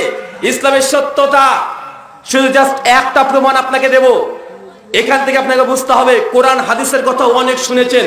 গত বছর আলোচনা করে গেছি, শেখ সম্ভবত আলোচনা করেছেন আফজাল হোসেন, কিন্তু শেখ আব্দুর রাজ্জাক বিন ইউসুফ হাফিজাহুল্লাহর মতো মানে একদম কথা বলেন কোরআন হাদিস দিয়ে, একসঙ্গে 1 ঘন্টা আলোচনা করলে কমপক্ষে না হলেও শরীয়তের অর্ধেক বিষয় সব বলে দিয়ে চলে যান। আর কিছু বাকি আছে শোনার? কথা বলেন, কিছু আছে? নেই। কিন্তু আপনাকে এটা মনে করতে হবে যে নবীকে আমি কেন আনুগত্য করব, যাকে চোখে দেখিনি আমি কখনো, যার সঙ্গে আমার দূরত্ব 1400 বছর, আমি দেখিনি, আমার বাপও দেখে নাই, যার কণ্ঠস্বর আমি নিজে শুনি নাই, যার থেকে খাতা কলম বই কাগজপত্র পড়েছি আমি, এই ব্যক্তিকে কেন নবী মানবো?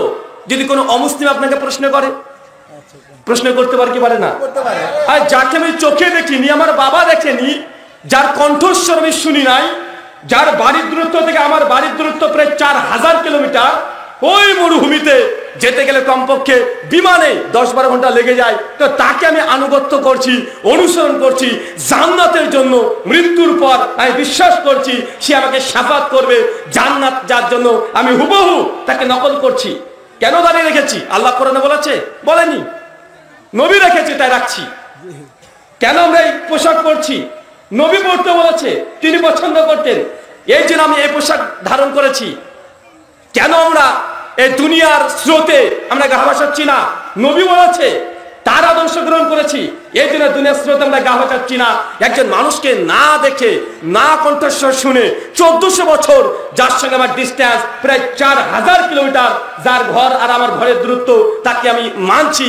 ভাই, এটা কি আমার জানার দরকার আছে না নাই যে আসলে সত্যি তিনি কি নবী কি নবী নয়? ভাই, জানার দরকার আছে না? এটা আমরা মুসলমান বিশ্বাস করি যথেষ্ট, কিন্তু অমুসলিম যদি প্রশ্ন করে বসে, আমাদেরকে প্রশ্ন করে। কারণ আপনারা তো বাংলাদেশে বসবাস করেন, শতকরা 90% মুসলিম দেশ, অন্ততপক্ষে এই প্রশ্নের সম্মুখীন আপনারা হন না। কিন্তু আমি যে দেশে থেকে এসেছি, ভারত, ইন্ডিয়া, টোটাল মানুষের সংখ্যা 140 কোটি। কত কোটি? কথা বলেন। বাংলাদেশে কত কোটি আছেন আপনারা? 18 কোটি। আমার দেশে কত আছে? তার মানে বুঝতে পারছেন কত বড়, কত বড়, বুঝতে পেরেছেন? 18 কোটি, আর আমাদের 140 কোটি। বাংলাদেশ মুসলিম সংখ্যাগরিষ্ঠ দেশ, 90%। যদি সমস্ত মুসলিমদেরকে গণনা করা হয়, কত কোটি মুসলিম আছেন আপনারা? কত কোটি? 16 কোটি, তাই না? পাকিস্তান ওটার সংখ্যাগরিষ্ঠ মুসলিম দেশ, তাই না ভাইজান? পাকিস্তানের মুসলিমের সংখ্যা কত আছে? সর্বোচ্চ 18 থেকে 20 কোটি। তো দুই দেশ মিলে সর্বোচ্চ 35 কোটি মুসলিম আছে। আর দুটো দেশ সংখ্যাগরিষ্ঠ মুসলিম দেশ। আর আমি যে দেশ থেকে এসেছি, ভারত, এটা হচ্ছে মুসলিম সংখ্যালঘু। সংখ্যালঘু বলছেন না ভাইজান? সংখ্যালঘুর সংখ্যায় মুসলমানরা কম। সংখ্যা কত জানেন? প্রায় 40 কোটি। কথা বলে বুঝতে পারলেন না যে আমরা ভারতের মুসলমানের সংখ্যালঘু। তারপরে এক দেশে কত কোটি আছে? 40 কোটি মুসলমান, আর 100 কোটি নন মুসলিম, অমুসলিম। আপনার দুটো দেশ সংখ্যাগরিষ্ঠ মুসলিম দেশ, তার দুটো দেশ মিলে 36 কোটি। মানে তার চাইতো ভারতের 4 কোটি মুসলিম বেশি আছে না নাই?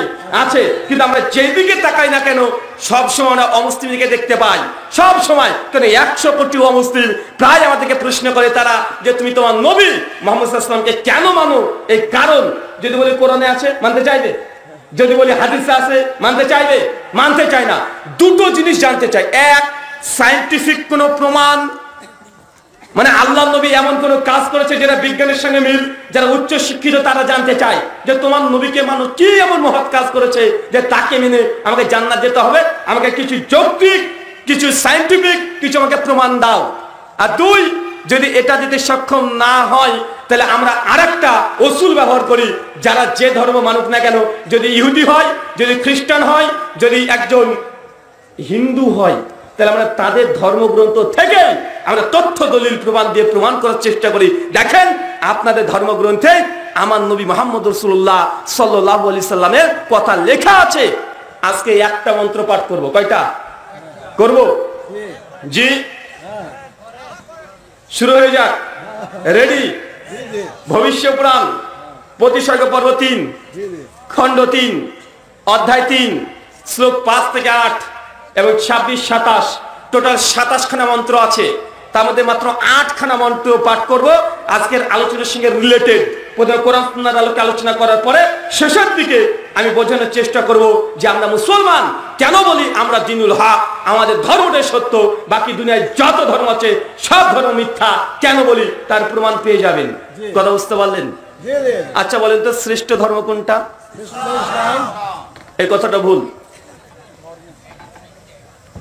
শ্রেষ্ঠ ধর্ম কি? আরো জোরে বলেন। কথাটা ভুল। ইসলাম শ্রেষ্ঠ ধর্ম বললে ইসলামকে কিছু কমতি পাওয়া যায়। ইসলাম হচ্ছে একমাত্র ধর্ম, শ্রেষ্ঠ ধর্ম না। শ্রেষ্ঠ জাস্ট একটা গুণ। যখন বলছি ইসলাম শ্রেষ্ঠ ধর্ম, তার মানে গুড, বেটার, বেস্ট, সুপারলেটিভ। মানে অনেকগুলো ধর্ম আছে ভালো, তবে ইসলাম শ্রেষ্ঠ। ভাই তার মানে অন্য ধর্মকে স্বীকার করা হলো কি হলো না? হলো কি হলো না বলেন? এটা হচ্ছে আমাদের অন্য ধর্মকে আপনি অ্যাকসেপ্ট করছেন, প্রাধান্য দিচ্ছেন, আবার গুড বলতেও পাচ্ছেন না, অন্য ধর্ম পাচ্ছে না, অন্য ধর্ম ভালো, তো ইসলাম সর্বশ্রেষ্ঠ। কিন্তু আল্লাহ সুবহানাহু কোরআনে এই কথা বলেনি। আল্লাহ বলেছেন ইন্নাদ দীনা ইনদাল্লাহিল ইসলাম। আল্লাহর কাছে একমাত্র জীবন ব্যবস্থা বা ধর্ম সেটা হচ্ছে কি? ইসলাম। আল্লাহ অন্য কোন ধর্মকে ধর্ম বিশ্বাস করেনি। কেন? কারণ অন্য ধর্ম এটা মানুষে তৈরি করেছে। কে তৈরি করেছে? মানুষে। উদাহরণ, বৌদ্ধ ধর্ম কে তৈরি করেছে? গৌতম বুদ্ধ। গৌতম বুদ্ধ দুনিয়াতে কবে এসেছিল? আজ থেকে 2500 বছর আগে। তার মানে বোঝা গেল 2500 বছর আগে, তার পূর্বে পৃথিবীতে বৌদ্ধ বলে কোনো ধর্ম ছিল না। ছিল? কথা বলেন।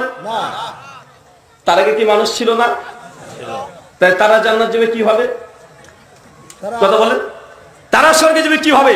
যদি কোনো বৌদ্ধ যদি বলে যে আমাদের ধর্মটা শ্রেষ্ঠ ধর্ম, আমাদের ধর্মটা ঠিক, আমাদের ধর্ম পালন না করলে কেউ স্বর্গে যেতে পারে না, তো প্রশ্ন চলে আসবে তোমার তো ধর্ম এসেছে মাত্র 2500 বছর আগে। তো 2500 বছর আগেও মানুষ তো ছিল, তখন তো গৌতম বুদ্ধের জন্মই গ্রহণ করেনি, তাহলে তারা স্বর্গে যাবে কিভাবে? প্রশ্ন আসে কি আসে না?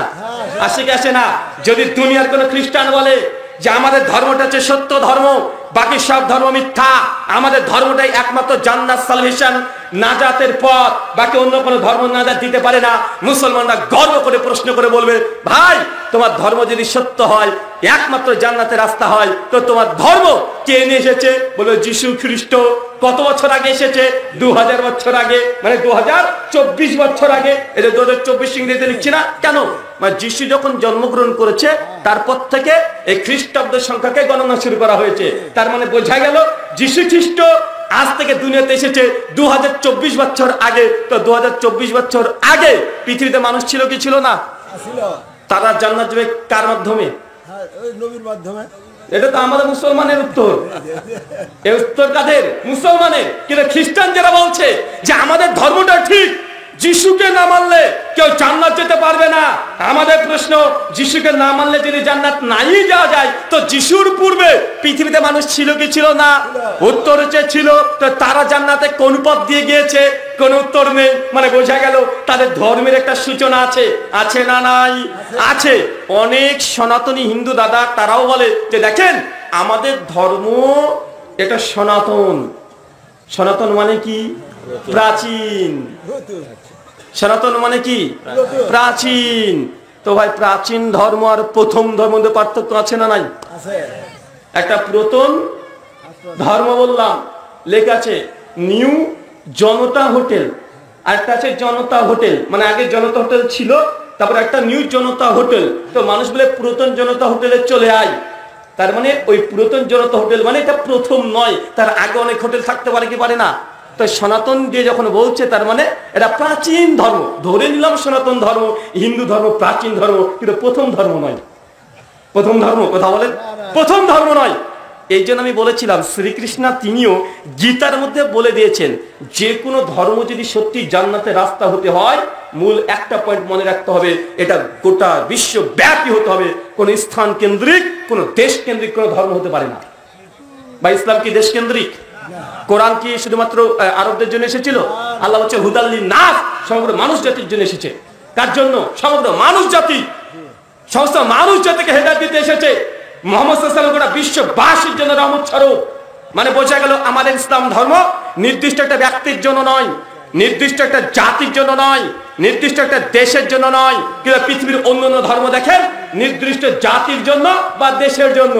যেমন gospel of Matthew, new testament, Bible, যিশু নিজে বলছে গসপেল অফ ম্যাথিউ 10 অধ্যায়ের 15 থেকে 24 নম্বর ভাস, যিশু তার শিষ্যদেরকে বলছে, খবরদার তোমরা ইহুদিবাদ দিয়ে অন্য কোনো জাতির কাছে ধর্ম প্রচার করিও না।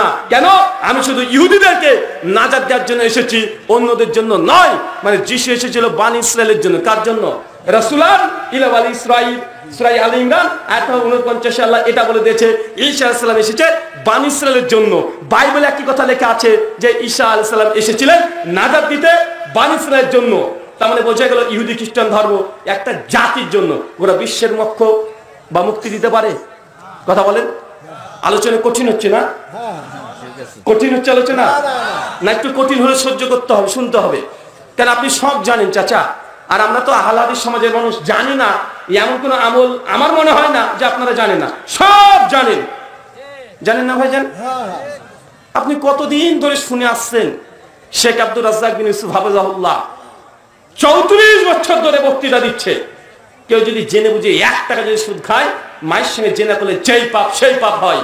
বা এই হাদিস আপনারা কে জানেন না? তারা হাত তোলেন তো। সবাই জানে। কে জানেন না? তারপরেও যদি সুদ খান, আমি কি করতে পারি? কতদিন শুনলেন কেউ যদি জেনে বুঝে 1 টাকা সুদ খায়, 36 বার জেনা করলে যেই পাপ হয়, আপনি একাই সেই পাপ করছেন।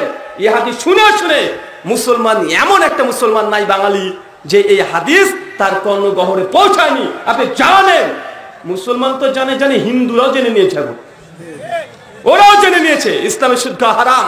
তারপরেও যদি খান, আর কতবার এক কথা বলা যায়, কতবার একই কথা বলা যায়, কতবার এই কোরআনের আয়াত শুনেছেন, এই হাদিস শুনেছেন, মান তারাকা সালাতা মুতামাদান ফাকাদ কাফারা, যে ব্যক্তি ইচ্ছাকৃত নামাজকে ত্যাগ করে দিল সে কাফের হয়ে গেল।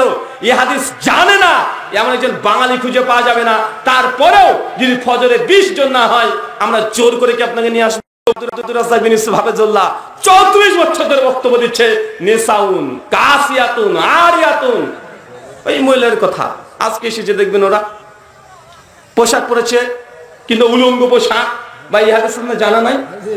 তারপরেও যদি তারা বেপরদা চলে, কি করতে পারি বলেন? কি করা যায়? কিভাবে আপনাকে বললে আপনি বিশ্বাস করবেন বা আমল করবেন? তার মানে আমি এখান থেকে বুঝে নিয়েছি যে আপনার জানেন না এমন কোন কোরআনের আয়াত বা ইসলামী শরিয়া এমন কোন ল নেই যে আপনি জানেন না, কিন্তু আপনি মানতে চান না। এখন না মানলে আমরা তো কিছু করতে পারি না। আল্লাহ বলছেন, ফাযাক্কির ইন্নামা আনতা মুযাক্কির লাস্তা আলাইহিম বিমুসাইতির। হে নবী, আপনার কাজ মানুষকে সত্যের দাওয়াত দিয়ে দেওয়া, জোরপূর্বক জোর জবরদস্তি করার জন্য আপনাকে আমি প্রেরণ করি নাই। সূরা গাশিয়া সূরা ৮৮ আয়াত 20 এবং 21 আপনার জানা আছে, মানবেন না? কুলিল হাক্কু মির রাব্বিকুম ফামান শাআ।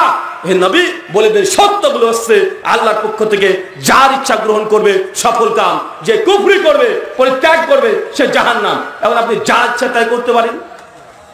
যদি জান্নাত যেতে চান আমল করতে হবে, কারণ জানা নেই এমনটা নয়, জানেন।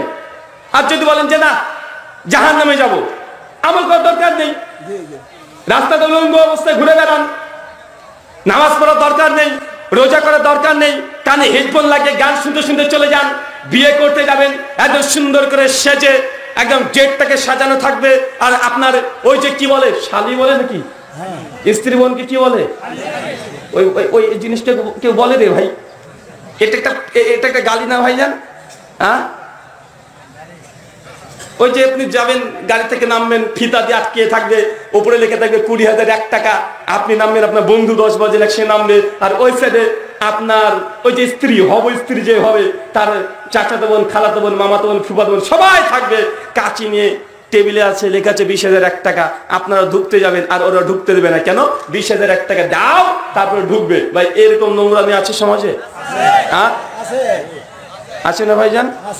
আর গাড়ি থেকে আমি আপনারা ভাগ করে নিলে ওইটা আমার এইটা আমার, সব জান্নাত থেকে হুরগুলো চলে এসেছে, আগে আগে ভাগ হয়ে গেছে, ওইটা আমার এটা আমার।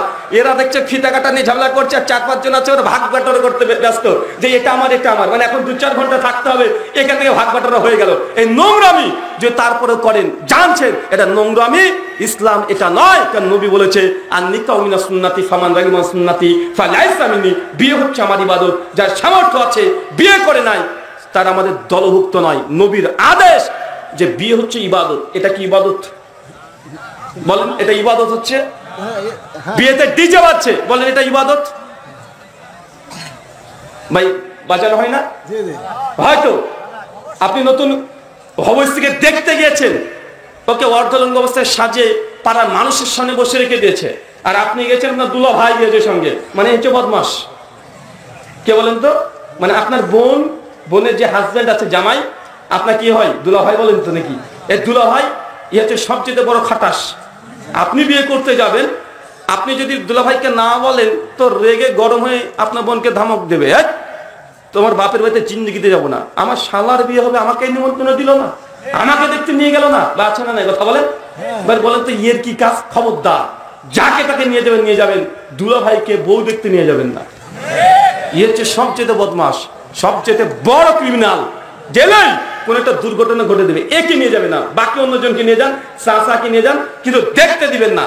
আপনি একা দেখবেন, চাচারা বাইরে বসে ওই আপনার হবু শ্বশুর এর সঙ্গে গল্প করবে, চাচা শ্বশুরদের সঙ্গে গল্প করবে, মামা শ্বশুরের সঙ্গে গল্প করবে, ভালো করে খোঁজ খবর নিবে, প্রতিবেশীর সঙ্গে কথা বলে দেখবে যে মেয়ের চলন বলন কেমন, কি করে, কতদূর পড়াশোনা করেছে, এগুলো বাইরে থেকে খোঁজ খবর নিবে। আর দেখার সময় কে দেখবে? দুলা ভাই। কে দেখবে? কে দেখবে? চাচা বলছে, আমি তাই বলছে, চাচা হয়ে গেছে। আরো যদি করতে চান করতে পারবেন, 4টে আছে, সমস্যা নেই। তার মানে আপনাকে বোঝানোর চেষ্টা করলাম আপনি শরীর জানেন, তারপরেও আজকে দেখেন আলোচনা হবে। বারবার আমরা এই হাদিস বারবার শোনা হয়েছে যে কুল্লু মুস্কির খামরুন, কুল্লু খামরুন হারামুন, যা খেলে নেশা সব হারাম। আজকে আলোচনা শেষ হবে, বলবে ভারতের বক্তা এসছে, হিন্দুদের বই থেকে বলছিল রে, একদম হিন্দু পণ্ডিতের মতো বলছিল, যাই বলছিল, কি বলছিল বলছে, আর টুক করে দিশলাই থেকে দিশলাইটা ধরিয়ে বিড়ি টানছে আর যাচ্ছে, টানছে যাচ্ছে। আজকে দেখতে পাবো, প্রতিদিন দেখি বলছে হাতে জিলাপি কিনে নিয়েছে, বাদাম কিনে নিয়েছে, একটা বেলুন নিয়ে নিয়েছে, কিনে যাচ্ছে আর বিড়ি টানছে, বলছে জবর বক্তব্য হয়েছে। ভারতের বক্তা এসেছিল একদম হিন্দুদের ঠাকুরের মতো, ও মন্ত্র পাঠ করছে, মন্ত্র, মানে ও খুশি, ও কিছু শিখেনি। বাঁচে না নাই কথা বলেন? কারণ ও যে শিখেনি এমনটা নয়, ও জানে বিড়ি খাওয়া হারাম, তারপরে খাবো, তারপরে খাচ্ছি, জানে গান শোনা হারাম, তারপরে হেডফোন কানে লাগিয়ে ও গান শুনছে। এখন জানার পরে যদি না মানে, ভাই কিচ্ছু করা নেই। যে ঘুমিয়ে থাকে তাকে জাগানো সম্ভব, কিন্তু যে জেগে জেগে ঘুমায় তাকে জাগানো সম্ভব? আপনি আপনার স্ত্রী কাছে দেখবেন, একবার গেলে বুঝতে পারবেন স্ত্রী কাছে, ও যদি জেগে থাকে আর যদি রাগ একবার করেছে, মানে ও জেগে আছে, ওকে 10 বার ডাকবেন, 2-4টে লাথি মারলে উঠবে না। আছে না কথা বলেন? কেন? জেগে জেগে ঘুমাচ্ছে, ও অভিমান করে ঘুমাচ্ছে, রাগ করে ঘুমাচ্ছে, ওকে যতই ডাকেন না কেন ও উঠবে না, মানে ওর রাগ আছে ভেতরে। তো এখন আপনাদের সমাজে, আমাদের সমাজে মানুষ এতটাই অসুস্থ, মানে শারীরিক দিক থেকে নয়, মানসিক দিক থেকে, ব্রেনের দিক থেকে, যে জানা বোঝার পর যদি না মানে, একে জাগানো সম্ভব নয়। একটাই সম্ভব, মরার পরে বুঝতে পারবে, এছাড়া আমাদের কিছু বলার আর কোনো রাস্তা নেই। চলেন ওই মন্ত্র ভবিষ্যপ্রাণ প্রতিষ্ঠা পর্ব 3 খণ্ড 3 অধ্যায় 3 শ্লোক 5 থেকে 8 এবং 26-27 মন্ত্র বলছে, এত স্মৃন্তরে মিলেচ্ছাচার নিয়াসমান্বিতাঃ মহামাদৈতি খ্যাত শিষ্য শাকাশমান্বিতাঃ রূপশ্চৈব মহাদেবং মরুস্থলা নিবাসিনাম গঙ্গা জলস্য পঞ্চগার্ভ সমান্বিতাঃ চন্দনা দিবার ভজ্জতুষ্ট মনুষ্যহরাম নমস্তে গিরিজন্নাথ প্রভু নিবাসিনে ত্রিপ্রাসুর নশায়া বহুময়া পবর্তনে লিঙ্গোচ্ছেদ শিকাই নমস্তে শ্রীধারিণী সুদূষকা উচ্চলাপি সর্বভোক্ষী ভবিষ্যতি জনমমা। কিছু বুঝেছেন? মন্ত্র আছে 26 খানা, পড়েছি 8 খানা। 26 খানা পড়তে গেলে 20 মিনিটের উপরে সময় লেগে যাবে। এই 8টা মন্ত্রর আমি মনে করি আপনি বেশিরভাগ অংশে বুঝেননি। এই 8টা অংশ, 8টা মন্ত্রের ব্যাখ্যা এই আলোচনার শেষে দিয়ে প্রমাণ করার চেষ্টা করব। যদি কেউ স্বর্গ যেতে চায়, কোন হিন্দু সনাতনী, তাকেও মুহাম্মদ সাল্লাল্লাহু আলাইহি ওয়াসাল্লামকে মানতে হবে, বিকল্প কোনো রাস্তা নেই। চলেন, কোরআন হাদিস থেকে অনেক হাদিস শুনেছেন নবীকে মানার ব্যাপারে। আল্লাহ নবী আদবুল মুফরাদ লিল বুখারী হাদিস নম্বর 678, হঠাৎ বসে আছেন, সাহাবীরা বসে আছেন, আল্লাহ বলছেন হঠাৎই লা জালাসা, খবরদার কেউ বসবে না, তরি রাস্তায় কেউ বসবে না। সাহাবীর অবাক, ইয়া রাসূলুল্লাহ বলেন কি, রাস্তায় বসবো না মানে? আরে রাস্তায় তো আমাদেরকে বসতেই হয়। নবী, রাস্তায় যদি না বসি খুব কঠিন হয়ে যাবে। রাস্তায় লেনদেন, আদান প্রদান, ব্যবসা বাণিজ্য সব রাস্তায়। আল্লাহ নবী যখন এই কথা বলছেন, আল্লাহ নবী তখন বলছেন যদি রাস্তায় বসতেই হয়, রাস্তার হক আদায় করো। কি আদায় করো বলেন তো? রাস্তার হক। সবের আবার অবাক, রাস্তার হক। আমরা তো হুজুরদের কাছে কত আলোচনা শুনেছি, স্বামীর প্রতি স্ত্রীর হক, স্ত্রীর প্রতি স্বামীর হক, মায়ের প্রতি ছেলের হক, ছেলের প্রতি মায়ের হক, আপনার প্রতি প্রতিবেশীর হক, এগুলো শুনেছেন। কিন্তু রাস্তার জড় পদার্থ, ইট ঢেল পাথর এগুলো দিয়ে তৈরি, এর আবার হক কি? নবী বলছেন রাস্তায় বসো না, বসতে যদি চাও রাস্তার হক আদায় করো। সহিহ বুখারী, মুসলিম, আবু দাউদ, তিরমিজি বিভিন্ন হাদিস থেকে কমপক্ষে রাস্তার 22 খানা হক পাওয়া যায়। মানে বিভিন্ন হাদিসের অংশ মনে করে 22 থেকে 23 খানা রাস্তার হক পাওয়া যায়। তার মধ্যে একটা হক আল্লাহ নবী বলছেন রাস্তায় বসো না, বসতে যদি চাও রাস্তার হক আদায় করো। রাস্তার হক, রাস্তাতে ক্ষতিকর কোনো পদার্থ যদি পড়ে থাকে ওটা সরিয়ে ফেলতে হবে। বা ইমানের 70 খানা রুকুন আছে, শাখা আছে, সবচেয়ে নিচু শাখা কি? কথা বলেন। রাস্তাকে কষ্ট দেয় কোনো বস্তু থাকলে সরিয়ে ফেলতে হবে। মানে এলাকার গ্রামের যে রাস্তা আছে, এই রাস্তাকে সংশোধন করতে হবে। রাস্তাতে উঁচু নিচু থাকা যাবে না, রাস্তাতে গর্ত যদি থাকে রাখা যাবে না ওইভাবে গর্ত। রাস্তাকে পরিষ্কার পরিচ্ছন্ন রাখতে হবে, এটা রাস্তার হক। যদি আদায় না করেন এই রাস্তাতে চলাচল আপনার জন্য জায়েজ নয়। কিয়ামতের মাঠে এই রাস্তায় আপনার বিরুদ্ধে নালিশ করবে যে আল্লাহ এই গ্রামবাসী আমার হক রক্ষা করে নাই। বা আপনাদের রাস্তা উঁচু নিচু আছে না নাই? কবে আপনাদের সরকার তখন নাই হোক, কবে ঠিক করবে? মুসলমান ওই অপেক্ষায় বসে থাকবে না। এলাকার যুবক তরুণ যারা আছে 24 ঘন্টার মধ্যে আজকের আলোচনা শেষ করে গ্রামের মধ্যে কালকে ঘোরাঘুরি করতে হবে। কালকে 100, 200, 500, 1000 টাকা করে চাঁদা তুলে রাস্তাকে আগে পরিষ্কার পরিচ্ছন্ন করে সমতল করে দিতে হবে। এটা রাস্তার হক। যদি আদায় না করেন আপনার রাস্তায় চলাচল জায়েজ নয়, হারাম। মানে রাস্তাতে কোনো ক্ষতিকর কোনো পদার্থ রাখা যাবে না। এখন রাস্তা বন্ধ করা কিভাবে জায়েজ হতে পারে? ধর্মঘাট আছে না সমাজে, আছে না নাই? রাস্তাকে ঘিরে দিয়েছে, অ্যাম্বুলেন্স আসছে, তাও তাদের হৃদয়ে একটু উদ্বিগ্ন হচ্ছে না যে একজন অ্যাম্বুলেন্স আসছে, কোন অসুস্থ মানুষ আসছে, রাস্তাতে দাও দাও করে গাড়ি জ্বালিয়ে দিচ্ছে। ভাই মুসলিম দেখা যায় কি যায় না? যায় কি যায় না? ধর্মঘাট, বাংলা বন্ধ এইসব নামে রাস্তাকে একদম প্রতিবন্ধকের সৃষ্টি করছে। ইমানের সবচেয়ে নিম্ন লেভেল হচ্ছে এটাই, নিম্নতম শাখা হচ্ছে এটাই। রাস্তাকে পরিষ্কার পরিচ্ছন্ন রাখতে হবে। জি হ্যাঁ, রাস্তাতে গরু, ছাগল, ভেড়া, দুম্বা যেগুলো বেঁধে রেখেছেন, বেঁধে রাখতে পারবেন না যদি না রাস্তা পরিষ্কার পরিচ্ছন্ন রাখেন। আপনার গরুটা প্রস্রাব করে দিয়ে পুরো গ্রামকে ভাসিয়ে দিচ্ছে, পানি হচ্ছে, বৃষ্টি হচ্ছে, পুরো গ্রামে আপনার গরু প্রস্রাব চলে যাচ্ছে। তারপরেও আপনাকে পাশের বাড়ির মানুষ যদি বলে যে এই রাস্তাতে গরু বাঁধিস না, আপনি ঝামেলা করতে শুরু করছেন। আছে না নাই? আছে না নাই? এটা রাস্তার হককে নষ্ট করা। রাস্তার হক, রাস্তাকে পরিষ্কার পরিচ্ছন্ন রাখতে হবে। রাস্তায় যদি পরিষ্কার পরিচ্ছন্ন না রাখেন রাস্তায় বসে আপনার জন্য জায়েজ নয়। আল্লাহ নবী তারপরে বলছে রাস্তার হক হচ্ছে ওইটা, অচেনা কোনো প্রতীক যদি তোমাকে রাস্তা জিজ্ঞাসা করে যে ভাই অমুক জায়গাতে যাব, কিভাবে যাব? এখন আপনি জানেন যে ডান দিকে গেলে চলে যেতে পারবেন, আর বদমাইশি করে বলে দিল ভাই বাম দিকে চলে যান। ভাই এমন বদমাশ আছে না নাই? আছে না ভাইজান? আল্লাহ নবী বলছেন কোন পথিক যদি রাস্তা জিজ্ঞাসা করে তাকে গন্তব্যস্থান কোন দিকে এটা বুঝিয়ে দিতে হবে। এটা রাস্তার হক, যদি আদায় না করেন রাস্তা আপনার জন্য বসা জায়েজ নয়। নবী বলছেন রাস্তায় বসে না বসতে যদি চাও রাস্তার হক আদায় করো। রাস্তার হক কি? যদি কোনো ব্যক্তির বোঝা ভারী হয়ে যায় তাহলে ওর বোঝাকে হালকা করে দাও। বোঝা ভারী বুঝেন? হ্যাঁ, মানে রাস্তাতে যাচ্ছেন, দেখছেন একজন কৃষক মানুষ তার সাইকেলটা উল্টো পড়ে গেছে বা গর্তের মধ্যে আটকে গেছে, আপনি মুসলমান রাস্তায় যাচ্ছেন, যতই কাজ থাক আপনি সঙ্গে সঙ্গে নেমে ওর ভ্যানটাকে ঠেলা দিয়ে একদম রাস্তায় তুলে দিতে হবে। কারণ বোঝা পড়ে গেছে, ধরে তার মাথায় তুলে দিতে হবে। এটা রাস্তার হক। যদি আদায় না করেন রাস্তা আপনার জন্য বসার জায়েজ নয়। দেখেন এগুলো হচ্ছে আনুগত্য করতে হবে, এগুলো অনুসরণ করতে হবে। এইগুলো আনুগত্য অনুসরণ করলে এটাকে বলবেন নবীর আনুগত্য করা, অনুসরণ করা। নচেত 350 জর্দা দিয়ে হাকিমপুরি জর্দা পান খেয়ে উঁচু 3 তলা টুপি দিয়ে আর জিলাপি হাতে নিয়ে আপনি চিৎকার মারছেন নবীজির আগমন, শুভেচ্ছা, স্বাগতম, জান্নাত যা যাবে না। কিন্তু বাংলা মানুষ মনে করে কোনটা, যে না শুধু নবীকে ভালোবাসে জান্নাত দখল হয়ে যাবে। নবীকে একদিন ভালোবাসতেন, খুব ভালোবাসতেন, আপনার আমার চাইতে অনেক বেশি ভালোবাসতেন, আমার আপনার চাইতে অনেক বেশি নবীকে সম্মান করতেন। নাম কি বলেন তো ভাইজান? আবু তালেব। কি বললাম বলেন তো ভাইজান? আবু তালেবের নাম শুনেছেন? আচ্ছা আবু তালেব কে বলেন তো? নবীর চাচা, নবীর আপন চাচা আবু তালেব। জান্নাত যাবে না জাহান্নাম যাবে? চিন্তা করেছেন? আপন চাচা আবু তালেব আল্লাহ নবীকে যতটা ভালোবাসতেন এতটা ভালোবাসার দুনিয়াতে মানুষ খুব কমই আছে। আবু তালেব হচ্ছে আল্লাহ নবীর প্রথম জীবনের সঙ্গী। প্রথম জীবন মানে ছোট থেকে বড় করেছেন।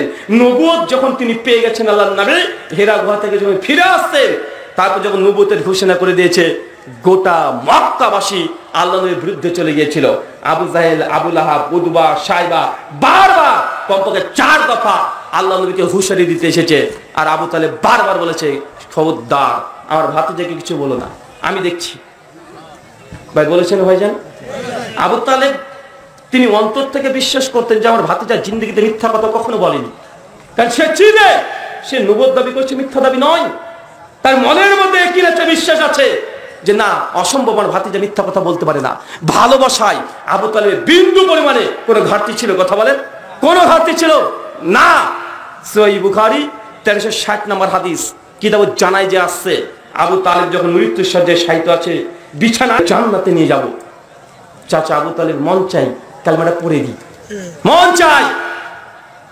পাশে দাঁড়িয়েছে আবু জাহেল, আবু লাহাব, উতবা, সাইবা, বড় বড় শয়তানের ওলিগুলো পাশে দাঁড়িয়ে মাথার কাছে। আর বলছে, আবু তালেব তোমার বাপ দাদা ধর্মকে ত্যাগ করে দিলে?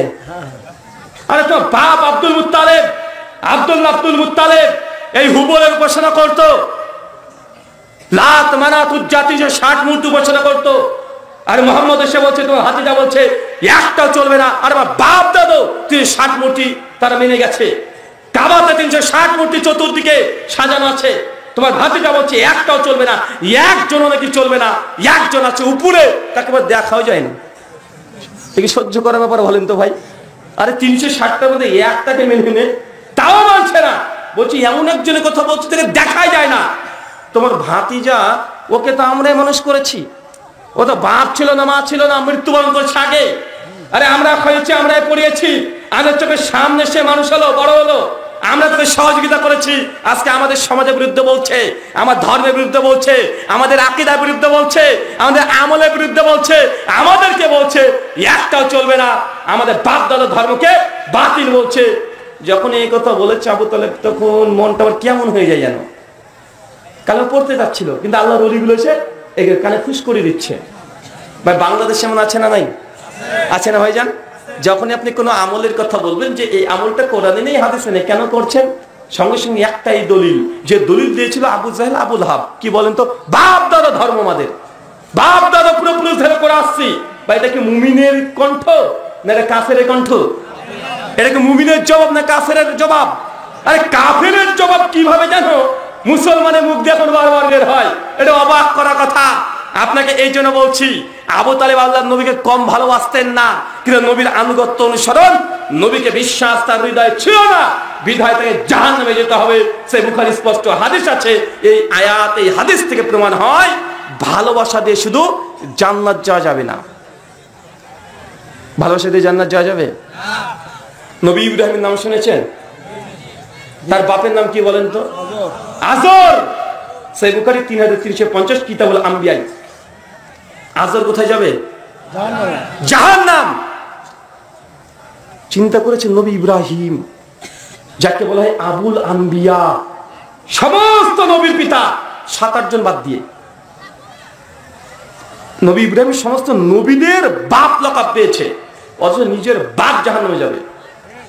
নিজের আপন চাচাতো পছন্দ নাই, একদম আপন আজর জাহান্নামে যাবে। সহিহ বুখারী বর্ণনা। দেখেন বেটা নবী, বাপ কোথায় যাচ্ছে? জাহান্নাম। এই ঘটনা উল্টে যাবে একটু পরে। নবী নূহের নাম শুনেছেন? নবী নূহের সন্তানের নাম কি? কেনান। জান্নাত যাবে না জাহান্নামে যাবে? জাহান্নাম। দেখেন এবার কি বাপ নবী, এবার কি বাপ নবী, বেটা কোথায়? জাহান্নাম। আর নবী ইব্রাহিম বেটা নবী, বাপ কোথায়? জাহান্নাম। আমাদের নবীর চাচা জাহান্নাম। তার মানে বোঝা যাচ্ছে সম্পর্ক ইসলাম বুঝে না। কে বাপ, কে বেটা, কে চাচা, কে স্ত্রী, এটা বুঝে না। পৃথিবীতে একটা নবী এসেছিল যার স্ত্রী জাহান্নামে যাবে, নাম কি? লূত আলাইহিস সালাম। সূরা তাহরিম 10-12 নম্বর আয়াত আল্লাহ কোরআনে জানিয়ে দিয়েছে লূতের স্ত্রী, লূত হচ্ছে নবী, তার স্ত্রী জাহান্নাম। তার আগের আয়াত 10 নম্বর আর 9 নম্বর আয়াত সূরা তাহরিমের, ফেরাউনের স্ত্রী জান্নাত, জান্নাতি। কথা বুঝতে পারলেন ভাইজান? ফেরাউনের স্ত্রী কোথায় যাবে? জান্নাতে যাবে। সে জান্নাতে নয়, আল্লাহ আগে থেকে জান্নাতে একটা ঘর তৈরি করে রেখে দিয়েছে। জান্নাতে তো যাবে, জান্নাতের ঘর। মৃত্যুর আগে আসিয়াকে আল্লাহ ঘর দেখিয়ে দিয়েছেন মৃত্যুর আগে, কিন্তু লূত আলাইহিস সালামের স্ত্রী জাহান্নাম। তারপরে গোটা ইসলামটাকে বুঝেন, এখানে পক্ষপাতিত্ব ইসলাম করেনি। সম্পর্কর 5 পয়সা মূল্য নেই। যার ইমান আছে, যার ইমান আছে, সে কাফেরের যদি স্ত্রী হয় তবু জান্নাত। যার ইমান নেই, সে যদি নবীর স্ত্রী হয় তবু জাহান্নাম। কিন্তু বাঙালিরা বুঝলো না। বাঙালিরা কি বুঝেছে? গদ্দিনসীন পীর, পীরের বাচ্চা পীর, আওলাদের রাসূল, এই শব্দগুলো শুনলে বাপরে বাপ, আওলাদের রসুল, রসুলের আমি 26তম বংশধর। বাঙালি তার পেছনে ছুটছে, বাপরে বাপ, নবীজির বংশধর, তাকে যদি একবার মুসেবা করতে পারি জান্নাত গ্যারান্টি। এমন মনে করে কি করে না? আর অনেক পীর সাহেব তো আছে যারা জাহাজ নিয়ে দাঁড়িয়ে থাকবে কিয়ামতের মাঠে, তাদের অনুসারীকে বলে দিয়েছে মানুষ জান্নাত যার জন্য পীরের কাছে চলে যাচ্ছে। আছে না ভাইজান? দুনিয়াতে যে কত মাধ্যম মানুষ জান্নাত যার জন্য তৈরি করেছে হিসাব নেই। একসময় খ্রিস্টানরা তারা বলেছিল জান্নাত যাওয়ার জন্য তার টিকিট বিক্রি করেছিল, ক্যাথলিক খ্রিস্টানরা। ইতিহাসে পড়েন নাই ভাইজান? জান্নাত যাওয়ার জন্য টিকিট বিক্রি করে নাই। আরে লুকিয়ে ছাপে মুসলমানরা বিক্রি করে, অনেক পীর সাহেবরা বিক্রি করে দেয় যে আমার এই কাজটা করে দে, তুই জান্নাত চলে যাবি, আমার বায়াত কর, আমার কাছে মুরিদ হ, তুই জান্নাত চলে যাবি। মানে ওরা তো প্রকাশ্যে টিকিট বিক্রি করেছিল জান্নাত যাওয়ার জন্য।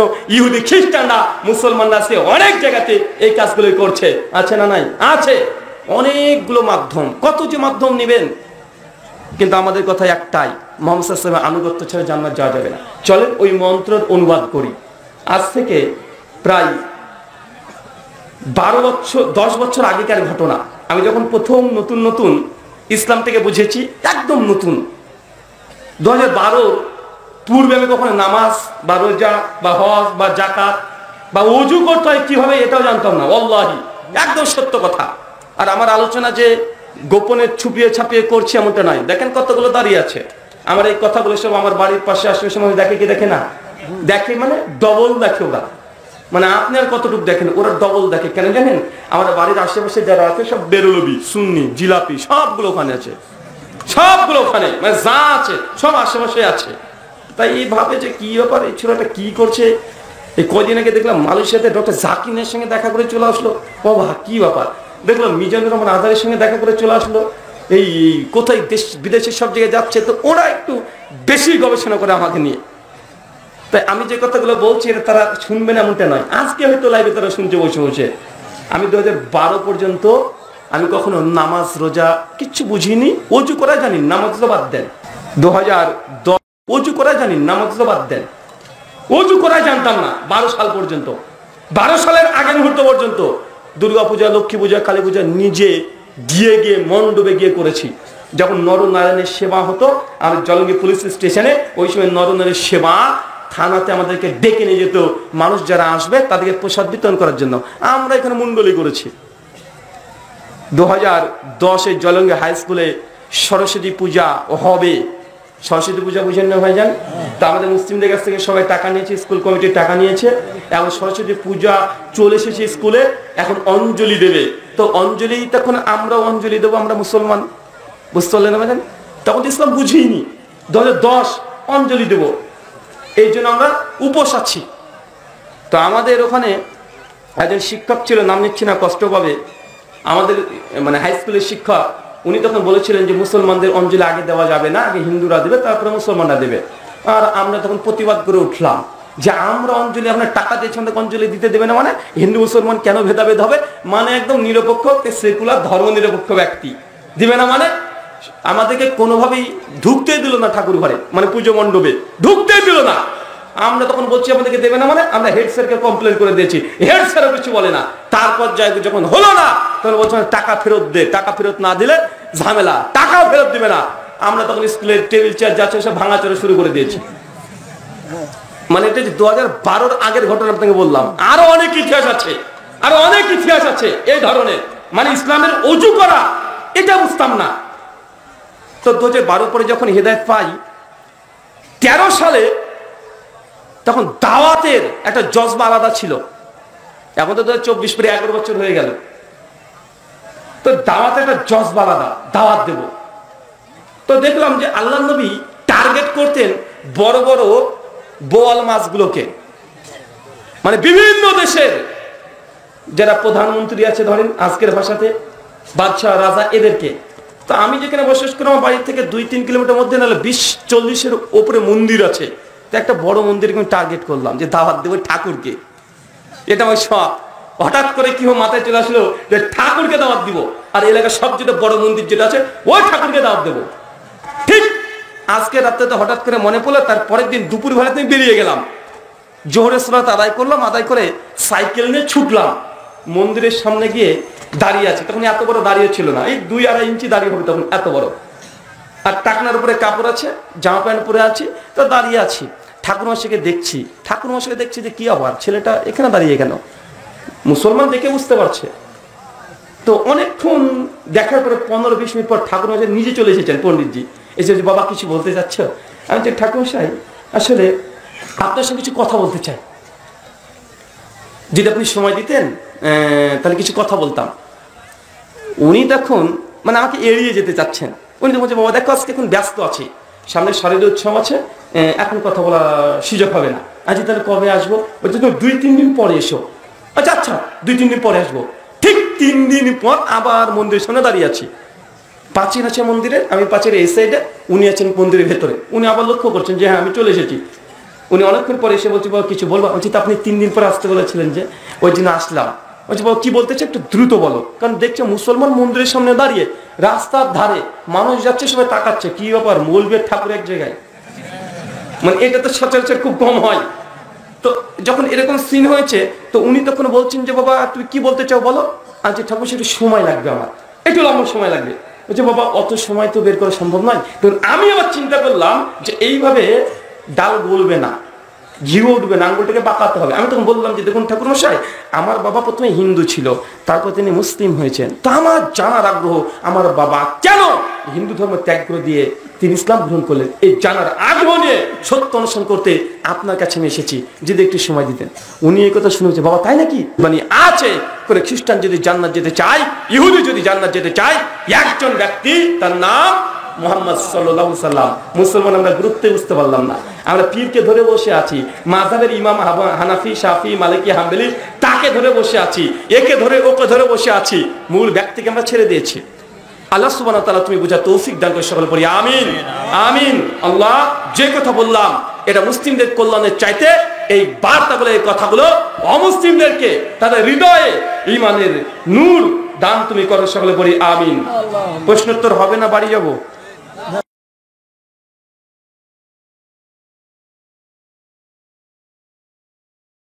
আপনাদের এখানে তো বেশি প্রশ্নোত্তর হয়। ভাই মাইক দেন, একজন পড়ুক। কালকে আবার জুমা আছে, আছে না ভাইজান? বেশি রাত্রি করলে আবার জুমা হবে, তো ফজরই তো হবে না, আবার জুমা। বিসমিল্লাহ।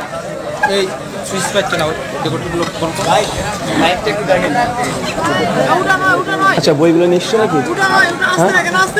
বইগুলো নিশ্চয় অবশ্যই।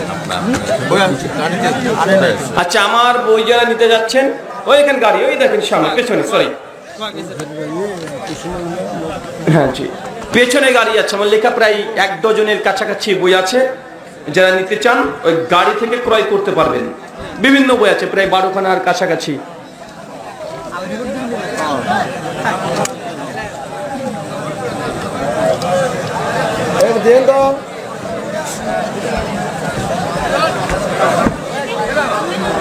কি ঠিক নেই ওটা?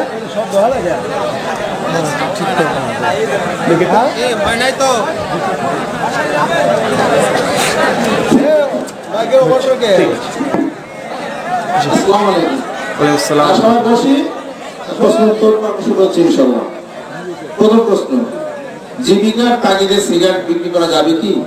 বাহ, চমৎকার প্রশ্ন।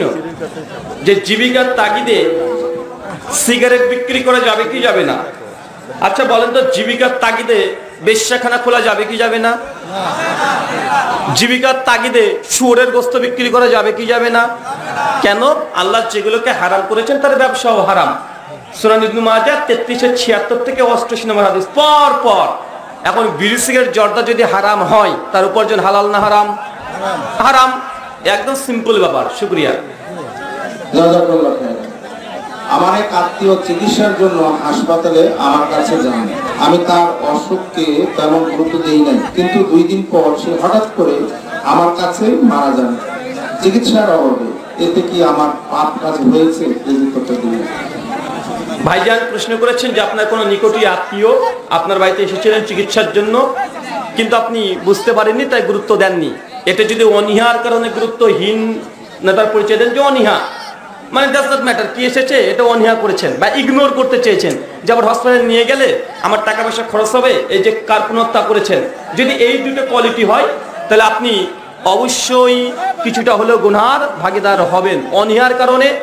আর 2 নাম্বার, ইগনোর করার জন্য মানে কৃপণতার কারণে। আর যদি আপনি স্বাভাবিকভাবে মনে করছেন যে না, এখন তো কোনো সমস্যা তেমন নেই, নিয়ে যাবো, নিয়াত আছে, তবে আজ নয় 2 দিন পরে, যে নিয়াত থেকে থাকে ইনশাআল্লাহ বেঁচে যাবেন। শুকরান।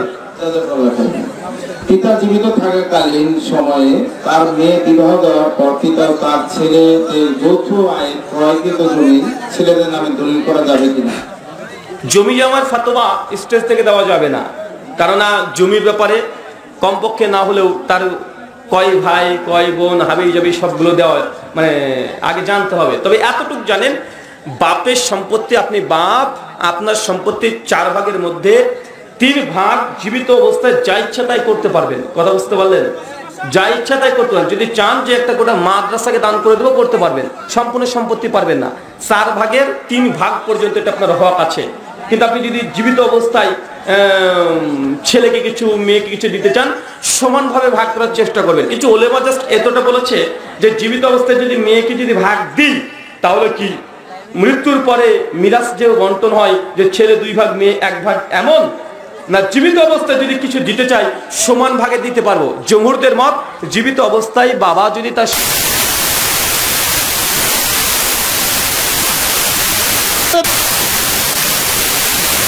হয়, ওই সময়তে সমান ভাগ করা যেতে পারে। কথা বুঝতে পারছেন?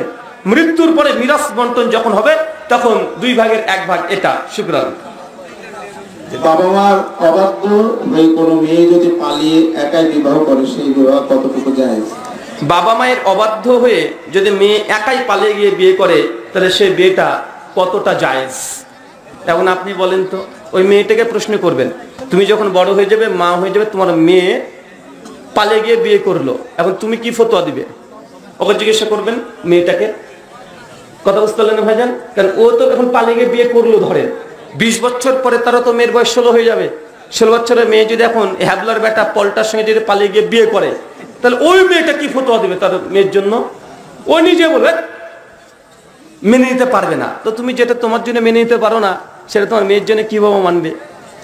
বা তুমি এখন যেটাকে আবেগে পড়ে স্রোতে গা ভাসিয়ে দিয়েছো, ভাবছো একদম বিশাল ব্যাপার, ওকে ছাড়া তুমি বাঁচবা না, বুঝবা।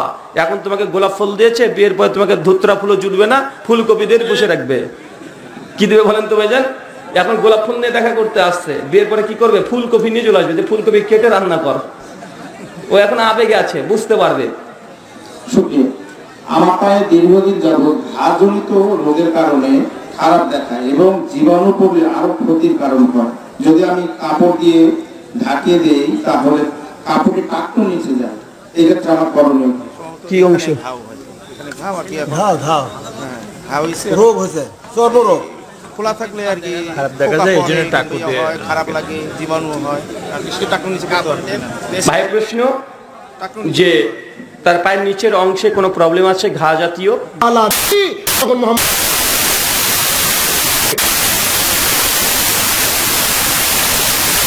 পান না কি বলছে? না আর কি এটা দিয়ে রাখলে আর কি, তার আর কি এটা মনে করেন পোকাটা পড়ে না, আর কি জীবাণু কোনো আক্রমণের আর কোনো কেন ব্যান্ডেজ করা নেই? জানে না, এটা অনেক সময় যাতে কেউ না দেখে। আচ্ছা, অসুস্থতার কারণে ডক্টর যদি পরামর্শ দেয়, যে অসুস্থতার কারণে ডক্টর যদি পরামর্শ দেয় যে না আপনাকে এই মুহূর্ত অবস্থাতে ঢেকে রাখা উচিত, যদি ব্যান্ডেজ এই জাতীয় কিছু দিয়ে করে দেয়, তাহলে কোনো সমস্যা নেই সন্দেহ ছাড়া। আর তারপর দেখা যাচ্ছে না ব্যান্ডেজ করলে এই সমস্যার সমাধান হচ্ছে না, টাকনার নিচে প্যান্ট বা পায়জামা কোনো অংশ যদি চলে যায়, ইনশাআল্লাহ ধার্তব্য হবে না। আবু বকর রাদিয়াল্লাহু আনহু সেই মুসনাদ আহমদের রিওয়ায়াত, আল্লাহ নবীর সামনে একদিন তিনি টাকনার নিচে কাপড় পরে চলে এসেছিলেন। সবাই বললো যে আবু বকর টাকনার নিচে কাপড় পরেছে, অথচ হাদিস আছে যে ব্যক্তির টাকনার নিচে জামা কাপড় প্যান্ট এগুলো ঝুলবে মাকাদু মিনান নার, তার থাকা থেকে জাহান্নাম। আল্লাহ নবী তখন বললেন যে আবু বকরের ভিতরে কোনো অহংকার নেই, এটা তার জন্য না, এটা আল্লাহর নবী আবু বকরের জন্য খাস করলেন। এই দলিল থেকে আপনি নিতে পারবেন না। এ থেকে বোঝা যায় শরীয়ত ব্যতিক্রম। যদি আপনি মাজলুম থাকেন, মাজুর থাকেন, তাহলে কোন শরীয়ত আপনার জন্য শরীয়ত না। সেই সময় যে টাকনা নিচে কাপড় চলে যায়, ইনশাআল্লাহ ইনশাআল্লাহ কোনো সমস্যা নেই। সূরা বাকারা 173 নম্বর আয়াত।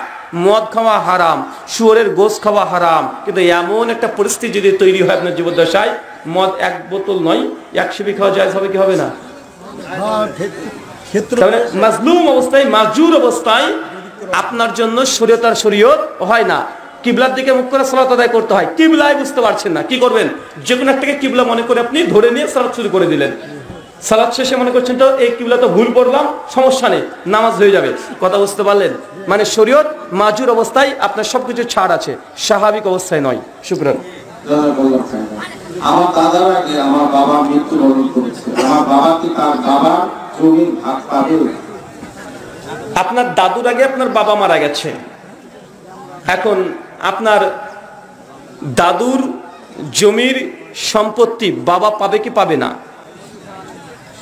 বাবা যদি জীবিত থাকতো সেক্ষেত্রে পেয়ে যেত, আর যেহেতু বাবা মারা গেছে আগেই, তাই আপনি নাতি হিসাবে ভাগ, ওলামাদের মধ্যে দ্বিমত আছে, তবে পাবেন না, এটা জামহুরদের মত।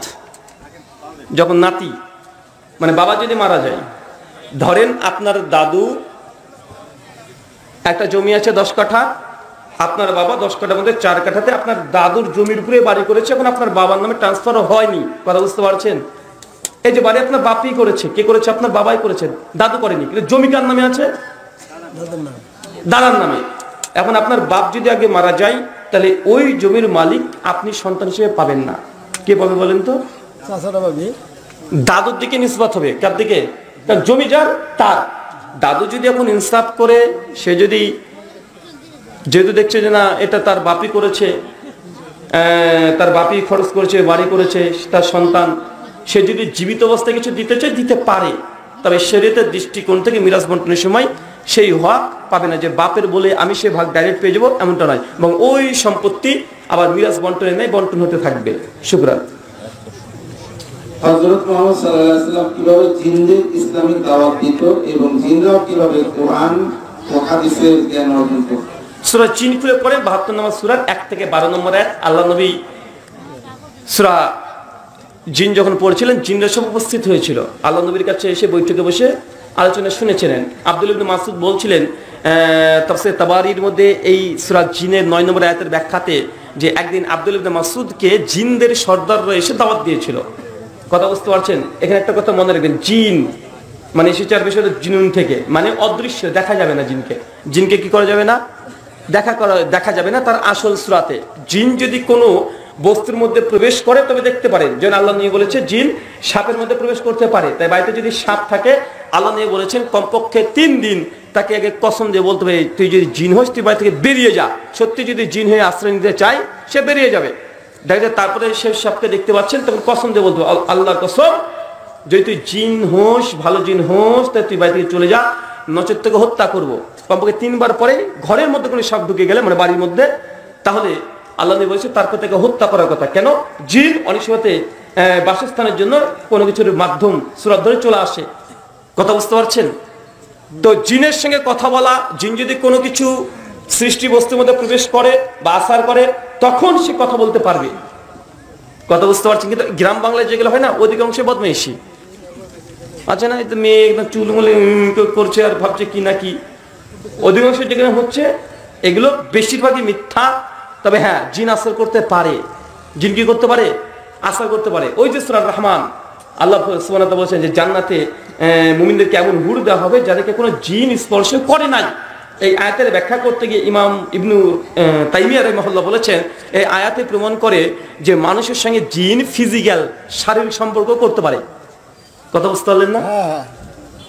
জিন মানুষের সঙ্গে কি করতে পারে? শারীরিক সম্পর্ক, ফিজিক্যাল অ্যাটাচমেন্ট হতে পারে। কেন? এই যে আয়াত, যে কোনো জিন এই হুরদেরকে কি করেনি? স্পর্শ করেনি। তার মানে তাদের সঙ্গে এখান থেকে যাদের সুইটি তিনি দলিল নিয়েছেন। তো বিভিন্ন সূরাত ধরে সে আপনার সঙ্গে কথা বলতে পারে, এগুলো পাওয়া যায়। শুকরান। পরিবারের প্রধানরা যদি সুদের উপর টাকা নেন, সেক্ষেত্রে সন্তানের উপর সেই সুদের পাপের প্রভাব পড়বে কি? নাবালক যদি থাকেন, জমহুরদের মত, যদি নাবালক থাকেন, তাহলে আপনার বাপ যদি সুদখোর হয়, আপনি যদি খান, তাহলে আপনি গুনাহগার না। কেন? বাপ হচ্ছে দায়িত্বশীল। কোথা থেকে রোজগার করে নিয়ে এসে দিয়েছে, বাপের বোঝা বেটার পরে বাড়তে হবে না। সূরা বনী ইসরাঈল 15 নম্বর আয়াত, যে একজনের পাপের বোঝা আরেকজনের উপরে কি হবে না?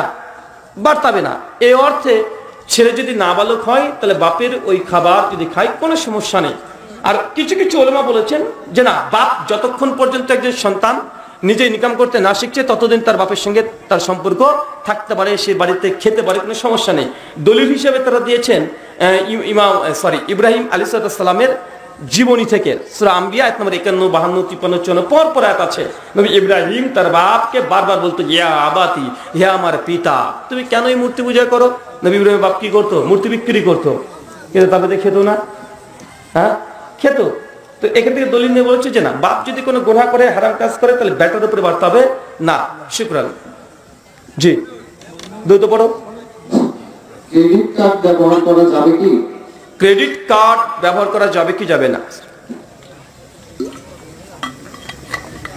ক্রেডিট কার্ড যার টার্মস অ্যান্ড কন্ডিশনে আমাদের ইন্ডিয়াতে যেগুলো থাকে সেগুলো আমি জানি, বাংলাদেশেরটা আমি জানি না। তারপরে আমি আমার ইন্ডিয়াতে যেটা হয় সেটা যদি আপনাদের এখানে হয় তো ফটো একই হবে। আমাদের ইন্ডিয়ান যে ক্রেডিট কার্ডগুলো ব্যবহার করা হয়, যে আপনাকে 10,000 টাকা বা 20,000 টাকা ক্রেডিট দিল, ধার দিয়েছে আপনাকে, 40 দিন সময় দিয়েছে, 40 দিন যদি অতিক্রম হয়ে যায়, তাহলে আপনার উপরে ট্যাক্স তারা বলছে বা ইন্টারেস্ট তারা অ্যাড করবে, যুক্ত করবে। কথা বুঝতে পারছেন? যদি এরকম যদি শর্ত থাকে তাহলে যাবে না। কেন? এই যে আপনি বলেন যে 40 দিনের পরে যদি আপনি টাকা পরিশোধ করতে না পারেন, তাহলে 2% হোক বা 7% বা 10% কি দিতে হবে? কথা বলেন। ইন্টারেস্ট, সুদ আর রিবা দিতে হবে। তার মানে আপনি চুক্তি করছেন এইটা যে আমি 40 দিনের মধ্যে টাকা যদি শোধ করতে না পারি, ওই হাদিসের আলোকে মায়ের সঙ্গে জিনা করার মতো পাপ করব। এখন আপনি বলেন জায়েজ হবে কি হবে না? শুকরান। ওই আল্লাহর গজব, লানত আমার উপর বর্ষণ হোক, 4 বার বলবে, কিছু বর্ণনা আছে 5 বার। স্ত্রীর কথাই বলবে যে আমি জেনা করিনি, আমার স্বামী মিথ্যা অভিযোগ দিচ্ছে। যদি আমি সত্যবাদী হয়ে থাকি আর আমার স্বামী যদি মিথ্যাবাদী হয়ে থাকে, তাহলে আমার উপরে যেন গজব পড়ে। এই যে লিয়ান করলো, এখানে নিকায় লিয়ান বলা হয়, মানে তালাকের এটা একটা ক্যাটাগরি। কটা পদ্ধতি বলেন তো ভাইজান? 5টা। এখানে একটা মাসালা মনে রাখবেন, আপনি যদি অন্য কোনো নারীকে জেনার অপবাদ দেন তাহলে 4টে সাক্ষী লাগবে। কয়টা লাগবে? কয়টা? কথা বলেন। 4টা।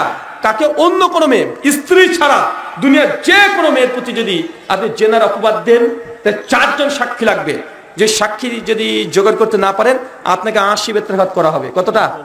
80 খানা। কিন্তু স্ত্রীর ক্ষেত্রে এই বিধান নাই। স্ত্রীর ক্ষেত্রে আপনি ডাইরেক্ট দেখেছেন, আপনি দাবি করতে পারেন স্ত্রী জেনা করেছে, ইসলামী আদালতে মামলা করতে পারেন।